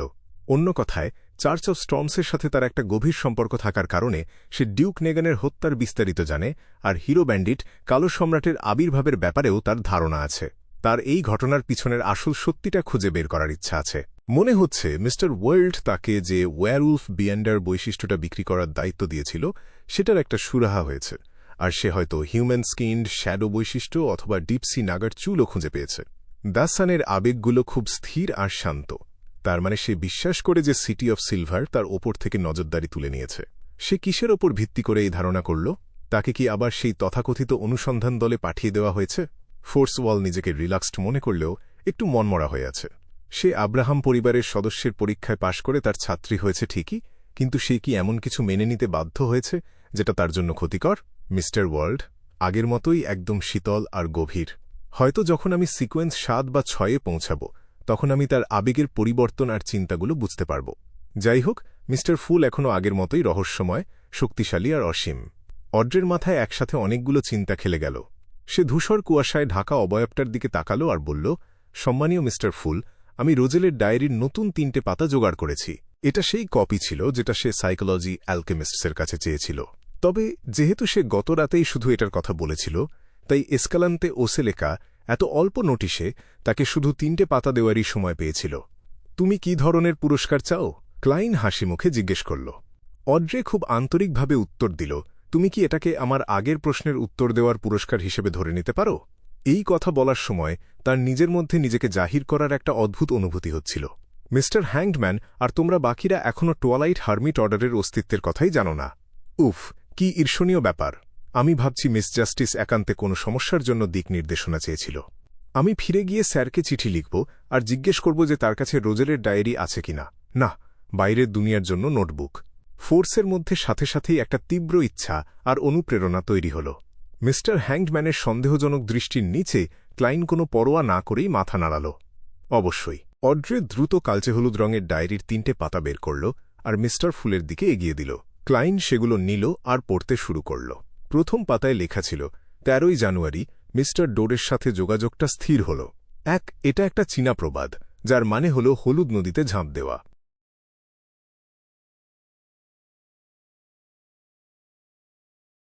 অধ্যায় 440, অ্যাঞ্জেল পরিবার। ক্লাইন ডায়েরিটা হাতে নিতেই অড্রে বলল, মিস্টার ফুল, আমার কাছে এখনও 10টা ডায়েরির পাতা আছে যেগুলো তোমাকে পরে দেওয়া হবে। এটা তোমার আগের আশীর্বাদের দাম হিসাবে। সে তার ব্যক্তিগত প্রতিশ্রুতির কথা আবার মনে করিয়ে দিল, যাতে মিস্টার ফুল না ভাবে যে সে কথাটা ভুলে গেছে। টুয়ালাইট হারমিট অর্ডার সম্পর্কে তথ্যের দাম শোধ করার পেছনের কারণটা ছিল আগে ধার মেটানো, আর একই সাথে একটু ভাব নেওয়ার ইচ্ছাও তার ছিল। আশীর্বাদের দাম ফোর্সওয়াল এই কথাগুলো নিয়ে ভাবতে লাগল। হঠাৎ সে বুঝতে পারল যে সে খুব বড় একটা ভুল করে ফেলেছে। আব্রাহাম পরিবারের ব্যাপারে মিস্টার ফুল তার অ্যাঞ্জেলকে পাঠিয়েছিল আমাকে ডিভিনেশনে বাধা দিতে সাহায্য করার জন্য। আমার একটা সঠিক দাম দেওয়া উচিত ছিল। ওহ না, আমি তো এটা বুঝতেই পারিনি। আমি ভেবেছিলাম অন্য সব রিচুয়ালের মতো এটা শেষ হওয়ার সাথে সাথেই সব চুকে গেছে। কিছুক্ষণের জন্য ফোর্স একদম ঘাবড়ে গেল। সাধারণ রিচুয়ালিস্টিক ম্যাজিকের সময় কেউ যদি কোনো দেবতা বা ওই ধরনের কোনো অস্তিত্বের কাছে সাহায্য চায়, তবে তাকে আগেই একটা স্যাক্রিফাইস বা উৎসর্গ করতে হতো। এসেনশিয়াল অয়েল, নির্যাস আর ভেষজ পুড়িয়ে তাদের খুশি করাটা এক ধরনের অগ্রিম দাম দেওয়ার মতোই ছিল। কিন্তু মিস্টার ফুলের রিচুয়ালগুলোর ক্ষেত্রে অনেকগুলো ধাপ বাদ দেওয়া যেত আর দামটাও পরে শোধ করা যেত। মাঝে মাঝে তো কোনো কিছুই দেওয়ার দরকার পড়ত না। ফোর্স আগের নিয়মেই অভ্যস্ত ছিল, তাই সে শুধু একটা ধন্যবাদ দিয়েই শেষ করেছিল। সে তাড়াহুড়ো করে লম্বা ব্রোঞ্জ টেবিলের একেবারে শেষের দিকে তাকাল। তারপর সে খুব আন্তরিকভাবে বলল, সম্মানিত মিস্টার ফুল, তোমার ডিভিনেশন বাধা দেওয়ার ব্যাপারটা আমাকে খুব সাহায্য করেছে। আমিও যত তাড়াতাড়ি সম্ভব 10টা রোজেল ডায়েরির পাতা খুঁজে বের করার চেষ্টা করব। মিস জাস্টিস আর মিস ম্যাজিশিয়ানের এই কাণ্ড দেখে ডেরিক বার্গ বুঝতে পারল যে সে তার কৃতজ্ঞতা প্রকাশের একটা উপায় খুঁজে পেয়েছে। কিন্তু সিটি অফ সিলভারে তো সেই সম্রাট রোজেল গুস্তাভের কোনো ডায়েরির পাতা নেই। যাই হোক, মিস্টার ফুল তো ইতিহাসে খুব আগ্রহী, তাই আমাকে এসব নিয়ে আরও বেশি বই আর রেকর্ড পড়তে হবে। এই কথা ভেবে ডেরিক বার্গ উঁচুতে বসে থাকা মিস্টার ফুলের কাছে মনে মনে একটা প্রতিশ্রুতি দিল। দ্য হ্যাংড ম্যান পাশ থেকে এসব দেখছিল। তার মনে আর কোনো সন্দেহই রইল না যে মিস্টার ফুলের সেবায় একজন অ্যাঞ্জেল আছে। যে কোনো দলেই মিস জাস্টিসের মতো একজন থাকা উচিত। একজন রোল মডেলের ক্ষমতা অসীম। হঠাৎ করে এমন অনেকগুলো পাওনা চলে আসায় ক্লাইন মোরেত্তি মনে মনে খুশিতে একটা দীর্ঘশ্বাস ফেলল। উঁচু আর শক্তিশালী মিস্টার ফুল হিসেবে সরাসরি ক্ষতিপূরণ চাওয়াটা তার কাছে সবসময় একটু অস্বস্তিকর লাগত। সে সবসময় বিশ্বাস করত যে নিজের দলের সদস্যদের সাহায্য করাটা একটা স্বাভাবিক আর যুক্তিযুক্ত কাজ। এর জন্য সবকিছুকে একদম লেনদেনের ওপর নির্ভরশীল করে তোলার কোনো দরকার নেই। তাই সে সবাইকে মনে করিয়ে দেওয়ার জন্য দ্য ওয়ার্ল্ডকে দিয়ে কোনো নাটক করায়নি। অবশ্য জাস্টিস আর বাকিরা যদি দাম দিতে রাজি থাকে, তবে ক্লাইনের সেটা ফিরিয়ে দেওয়ার কোনো ইচ্ছে ছিল না। ঠিক আছে, সে হাসল আর মাথা নেড়ে হাতের ডায়েরিটার দিকে আবার চোখ ফেরাল। 10ই জানুয়ারি মিস্টার ডোরের সাথে যোগাযোগ এখন বেশ স্থিতিশীল। অন্ধকারে হারিয়ে যাওয়া আর ঝড়ের মধ্যে আটকে পড়া সেই শক্তিশালী বিয়ন্ডার আমাকে কোনো কঠিন আর জটিল রিচুয়াল শেষ করার জন্য তাড়াহুড়ো করল না, যাতে সে আসল দুনিয়ায় ফিরে আসতে পারে। সে মনে হয় বুঝতে পেরেছে যে আমাকে শুধু 3টে অদৃশ্য ইচ্ছার কথা বলার বদলে এমন কিছু দিতে হবে যা আমাকে সত্যিই আকৃষ্ট করবে। তবেই আমি তাকে বাঁচানোর ভেতরের ঝুঁকিগুলো নেওয়ার কথা ভেবে দেখব। মিস্টার ডোর আপাতত এই বিষয়টা নিয়ে কিছু বলল না, বরং খুব আগ্রহের সাথে আমার ট্যারোট কার্ড তৈরি নিয়ে গল্প করল। হে, তৈরি শব্দটা আসলে কোটেশন মার্কের ভেতরে লেখা উচিত। এখান থেকে এটা পরিষ্কার যে মিস্টার ডোর নির্দিষ্ট সময় আর নির্দিষ্ট উপায়ে আসল দুনিয়ার সাথে যোগাযোগ করতে পারে। আর সে নিশ্চয়ই অনেক খুঁটিনাটি বিষয়ও খেয়াল করতে পারে। দ্য মুন কার্ড নিয়ে কথা বলার সময় জারাতুলের বলা একটা কথার কথা আমার মনে পড়ল। সে বলেছিল যে লাইফ স্কুল অফ থট চাঁদের পূজা করে, কিন্তু তারা অ্যাভারনাইট গডেসের পূজা করে না। হ্যাঁ, পরের অংশটুকু আমি নিজেই যোগ করেছি। তাই আমি 4th ইপকের বিশেষজ্ঞ মিস্টার ডোরকে এই প্রশ্নটা করেছিলাম। সে একটু হাসল, কিন্তু কোনো সরাসরি উত্তর দিল না। তবে ওই লুকিয়ে থাকা শিয়ারের তুলনায় যে সবসময় অর্ধেক সত্যি কথা বলে আর যাকে আমার শুধু মারতে ইচ্ছে করে, সে অনেক বেশি খোলাখুলি মানুষ। সে আমাকে বলল যে সে যদি ট্যারোট কার্ড থেকে অ্যাভারনাইট গডেসকে বোঝানোর জন্য কোনো কার্ড বেছে নিত, তবে সে দ্য মুন বেছে নিত না, বরং দ্য স্টার বেছে নিত। এটা ব্যাপারটা বেশ মজার করে তুলল। আমি জোর দিয়ে জিজ্ঞেস করলাম, তাহলে দ্য মুন এর আসল মালিককে? তার উত্তরটা আরও বেশি উপভোগ করার মতো ছিল। সে হেসে বলল যে দ্য মুন এর এখন কোনো মালিক নেই। আমি যদি তাকে ভুল না বুঝে থাকি, তার মানে হল দ্য মুন এর পাথওয়ের চূড়াটা এখন খালি, সিকোয়েন্স 0 একদম খালি। এটা তো ঠিক না। প্রাইমর্ডিয়াল মুন বলে কি কেউ নেই?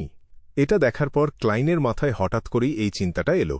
সে আগেই ধারণা করেছিল যে দ্য মুন কার্ড দিয়ে গডেসকে বোঝায় না। লাইফ স্কুল অফ থটের বিশ্বাস, ভ্যাম্পায়ারদের আচরণ বা বুক অফ সিক্রেটস এর রেকর্ড সবকিছুই অস্পষ্টভাবে ইঙ্গিত করছিল যে এভারনাইট মানেই চাঁদ নয়। এর বদলে ভ্যাম্পায়ার অ্যানসেস্টার লিলিতো আর প্রাইমর্ডিয়াল মুন এই পাথওয়ের সিকোয়েন্স 0-র সাথেই বেশি মিলে যায়। সিটি অফ সিলভারের ইতিহাসের পাঠ অনুযায়ী লিলিতো হয়তো ডার্ক ইপকে মানে সেকেন্ড ইপকেই ধ্বংস হয়ে গিয়েছিল। তবে প্রাইমর্ডিয়াল মুন এমন একটা অস্তিত্ব ছিল যেটাকে মানুষ আজও বিশ্বাস করত, আর সে আজও সাড়া দিত। অবশ্য যারা তার কাছে প্রার্থনা করত তাদের শেষ পরিণতি খুব একটা ভালো হতো না। তাহলে মিস্টার ডোর কেন বলল যে এই মুহূর্তে দ্য মুন এর কোনো মালিক নেই? বুক অফ সিক্রেটস থেকে যেমনটা দেখা যায়, ফোর্থ ইপকেও তো প্রাইমর্ডিয়াল মুনের অস্তিত্ব ছিল। ক্লাইন ভ্রু কুঁচকাল। খুব তাড়াতাড়ি সে 3টে ধারণায় পৌঁছাল। প্রথমত, মিস্টার ডোর হয়তো লুকিয়ে থাকা প্রাইমর্ডিয়াল মুন সম্পর্কে তেমন কিছুই জানে না, তবে এর সম্ভাবনা খুবই কম। দ্বিতীয়ত, প্রাইমর্ডিয়াল মুন আসলে অন্য কোনো দেবতার ছদ্মবেশ মাত্র, সে আসলেই দ্য মুন এর সিকোয়েন্স 0 পাথরের জায়গা দখল করে নেই। তৃতীয়ত, সে হয়তো দ্য মুন পাথরের একজন সিকোয়েন্স 1 বা কোনো ছদ্মবেশে আছে এবং তার কাছে ওই একই পাথরের কোনো সিল্ড আর্টিফ্যাক্ট আছে। আর আরেকটা সম্ভাবনা হল এটা হয়তো দ্য মুন পাথরের ইউনিকনেস থেকে আসা কোনো সাড়া। ক্লাইন মনে মনে বিড়বিড় করল। ব্ল্যাক এম্পেরর কার্ডে সিকোয়েন্স 0 পোষণের ফর্মুলায় যে সবচেয়ে গুরুত্বপূর্ণ বিয়ন্ডার উপাদানের কথা বলা আছে, সেটা সিকোয়েন্স 1 বিয়ন্ডারের কোনো বৈশিষ্ট্য নয়, বরং ইউনিকনেস নামের একটা জিনিস। আলাদা আলাদা পাথওয়ের আলাদা আলাদা ইউনিকনেস থাকে। একজন সত্যিকারের দেবতা সবসময় ইউনিক বা অনন্য। প্রথম ধারণাটা ছাড়া বাকিগুলোর সম্ভাবনা একেবারেই কম নয়। তাহলে দ্য মুনের বিয়ন্ডার পাথওয়েটা আসলে কি? ক্লাইন ডায়েরির দ্বিতীয় পাতাটা উল্টালো এবং তার ভাগ্য ভালো ছিল যে এটা আগের পাতার সাথেই যুক্ত ছিল। আমি জোর করতে থাকলাম, কিন্তু মিস্টার ডোর আর কিছু বলতে চাইল না। সে কিভাবে যে আমার কৌতূহল বাড়িয়ে সে আমাকে দিয়ে তাকে উদ্ধার করাবে? স্বপ্ন দেখতে থাকো। আমি আমার কৌতূহল লুকিয়ে রাখলাম এবং সত্যি দেবতাদের প্রতি যথেষ্ট সম্মান না দেখানোর জন্য মিস্টার ডোরকে নিয়ে মজা করলাম। সে খুব ক্যাজুয়ালি, একদম ক্যাজুয়ালি আমাকে উত্তর দিল। ফোর্থ ইপকের একজন অভিজাতের দেবতাদের প্রতি এমনই আচরণ ছিল। এই লোকটা অভিনয় করতে বড্ড ওস্তাদ। তবে আমি সত্যি ফোর্থ ইপকের অভিজাতদের ব্যাপারে আগ্রহী ছিলাম, তাই সুযোগ পেয়ে জিজ্ঞেস করে ফেললাম। মিস্টার ডোর আমাকে জানালো যে টিউডার ডাইনেস্টিতে 5টি অভিজাত পরিবার ছিল: আব্রাহাম, অ্যান্টিগোনাস, আমন, তামারা পরিবার আর জ্যাকব। প্রতিটি পরিবার অ্যাঞ্জেল পরিবার নামে পরিচিত ছিল, আর তাদের ভীষণ ভয়ঙ্কর ক্ষমতা ছিল। অ্যাঞ্জেল পরিবার নামটা শুনলেই অনেক প্রশ্ন জাগে। এটা সত্যিই কাউকে লালায়িত করে তুলতে পারে। মিস্টার ডোর বলল যে ফোর্থ ইপকে অ্যাঞ্জেল পরিবারের সংখ্যা 5টিরও বেশি ছিল। সেখানে জারাটুল পরিবার আর জরোয়েস্ট পরিবার ছিল, যারা সবসময় সলোমন সাম্রাজ্যের প্রতি অনুগত ছিল। ট্রান্সোস্ট ডাইনেস্টির অগাস্টাস পরিবার, শরণ পরিবার, আইনহর্ন পরিবার আর ক্যাস্টিয়া পরিবার ছিল। আর লুকিয়ে থাকা অ্যান্ডেরিয়েল আর বেরিয়া পরিবার ছিল। আর ডেমোনেস পরিবারও ছিল, যা একজন সত্যিকারের দেবীর থেকে এসেছিল, যারা অ্যাঞ্জেল পরিবারের চেয়েও এক ধাপ উপরে ছিল। তাহলে ফোর্থ ইপকের শেষ বিজয়ী ছিল ট্রান্সোস্ট ডাইনেস্টি, কিন্তু তাদের রাজপরিবার কোথায় গেল? 4টি অ্যাঞ্জেল পরিবার, অগাস্টাস পরিবার, শরণ পরিবার আর অন্যেরা নর্দার্ন কন্টিনেন্টকে নিজেদের মধ্যে ভাগ করে নিয়েছিল। আগেরবার মিস্টার ডোর যেমনটা বলেছিল, ফোর্থ ইপকের সবচেয়ে শক্তিশালী ক্ষমতাধররা আমার কল্পনার চেয়েও অনেক বেশি শক্তিশালী। তবে তাদের বেশিরভাগই ইতিহাসের ছাইয়ের নিচে চাপা পড়ে গেছে। এমনকি শরণ পরিবারও দুর্বল হয়ে গেছে, আমার হাতেই তারা ধ্বংস হয়েছে। আর 1 বা 2000 বছর পর হয়তো অগাস্টাস পরিবার এরও আর কোনো অস্তিত্ব থাকবে না। শুধু সত্যিকারের দেবতারা মনে হয় আসল দুনিয়াকে চিরকাল আলোকিত করে রাখতে পারে। যদিও ফোর্থ ইপকে কিছু দেবতা ধ্বংস হয়ে গিয়েছিল, তাদের সংখ্যা খুব কমই হবে। এটা আমাকে একটা কথা মনে করিয়ে দিল, এমন একটা কথা যেটা আমি আগে একটা ওয়েব নভেল পড়ে মুখস্থ করেছিলাম। কিছু পরিবর্তন করে এটা এখানে ব্যবহার করা যায়। যারা সত্যিকারের দেবতা হতে ব্যর্থ হয়, তাদের জন্য শুধু ছাই অপেক্ষা করে। যোগাযোগের সময় শেষ হওয়ার পর মিস্টার ডোর সংযোগ বিচ্ছিন্ন করে দিল।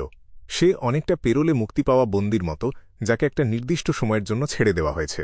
আর সে সত্যিই অনেক কিছু জানে। যখন সে জারাটুল পরিবার এর কথা বলল, তার গলার স্বরে একটু অবজ্ঞার ভাব ছিল। হয়তো আমাকে মিস্টার ডোরের সাথে সম্পর্ক বজায় রাখতে হবে। বাষ্প এবং যন্ত্রপাতির দেবতার চার্চ জারাতুল আর সেই গোপন প্রাচীন সংগঠন ছাড়া আমার হয়তো আরও একটা পথ খোলা রাখা উচিত। প্রবাদটা আসলে এমন হবে না, একটা চালাক খরগোশের 3টের চেয়ে অনেক বেশি গর্ত থাকে। সম্রাট রোজেল গুস্তাভ যখন একেবারে শেষের দিকে লড়াই করছিল, তখন সে শুধু সেই সংগঠনটা নিয়েই ভাবছিল যেটাকে টোয়ালাইট হার্মিট অর্ডার বলে সন্দেহ করা হয়। সে মিস্টার ডোরের কথা একবারও বলেনি। মাঝখানে নিশ্চয়ই কিছু একটা ঘটেছিল। তাহলে লোয়েন রাজপরিবারের পূর্বপুরুষ অগাস্টাস পরিবার আসলে একটা অ্যাঞ্জেল পরিবার হওয়ার মতো যথেষ্ট ধনী আর শক্তিশালী ছিল। কিন্তু ট্রান্সওস্ট ডাইনেস্টির রাজপরিবার, যাদের প্রতি তারা অনুগত ছিল, তারা কেন হঠাৎ করে এমন উধাও হয়ে গেল? ক্লাইন হঠাৎ করে কয়েকটা জিনিস নিয়ে ভাবতে লাগল, আর ফোর্থ ইপকের ইতিহাস ঘিরে রাখা কুয়াশা দূর করে তার আসল চেহারা দেখার ইচ্ছেটা আরও বেড়ে গেল। তার শরীরের আগের মালিকেরও এটাই সবচেয়ে বড় শখ ছিল। হয়তো মাটির নিচের সেই ধ্বংসাবশেষটা, যেখানে পাশাপাশি দুটো বসার জায়গা আর একটা ভয়ঙ্কর খাড়া পাত্তা আছে, সেটা আমাকে অনেক প্রশ্নের উত্তর দিতে সাহায্য করবে। ক্লাইন চোখ নামিয়ে 3য় পাতাটা উল্টাল। 2রা জুন বার্নাডেট আমার পিঠ ম্যাসাজ করে দিল। একটা মেয়ে থাকা খুব ভালো। সে তার বুড়ো বাবার যত্ন নিতে জানে, আর যদিও আমি এক নজরেই বুঝতে পারছি সে কি চায়, অন্তত সে অভিনয় করতে তো রাজি আছে। তাছাড়া সে কাজটাও খুব ভালো করেছে। আমি তাকে জিজ্ঞেস করেছিলাম সে কোন বিয়ন্ডার পাথওয়েটা চায়। সে বলল সে এখনও সিদ্ধান্ত নেয়নি, কিন্তু তার ওই নীতিবাক্যটা খুব পছন্দ হয়েছে, যা খুশি করো কিন্তু কারও কোনো ক্ষতি করো না। 3রা জুন আমি ফ্লোরেনকে আবার দেখলাম। সে আগের চেয়ে অনেক আলাদা। মনে হচ্ছিল যেন সে অন্য কোনো মানুষ না। তার কাছে এখনও তার পুরনো স্মৃতি আর কিছু বিশেষ বৈশিষ্ট্য ছিল, যা প্রমাণ করার জন্য যথেষ্ট যে সেই। তার সাথে এমন কি ঘটেছিল যে তার এত বড় পরিবর্তন হয়ে গেল? হয়তো এটা বোঝানোর জন্য একটা রূপক ব্যবহার করা যেতে পারে। কিছু দানব শারীরিক দিক দিয়ে সেলাই করা থাকে, কিন্তু সে হল মনের দিক দিয়ে সেলাই করা একটা দানব। 5ই জুন আমি একটা প্রাচীন বই পেয়েছি। সেখানে আসলে আদিম দানবীয়ের নাম বলা আছে। এটা তার কোনো সম্মানসূচক নাম নয়। তার নাম হল চিক, কিন্তু এটা তো একটা পুরুষের নাম। এই প্রাচীন বইটা কি নকল?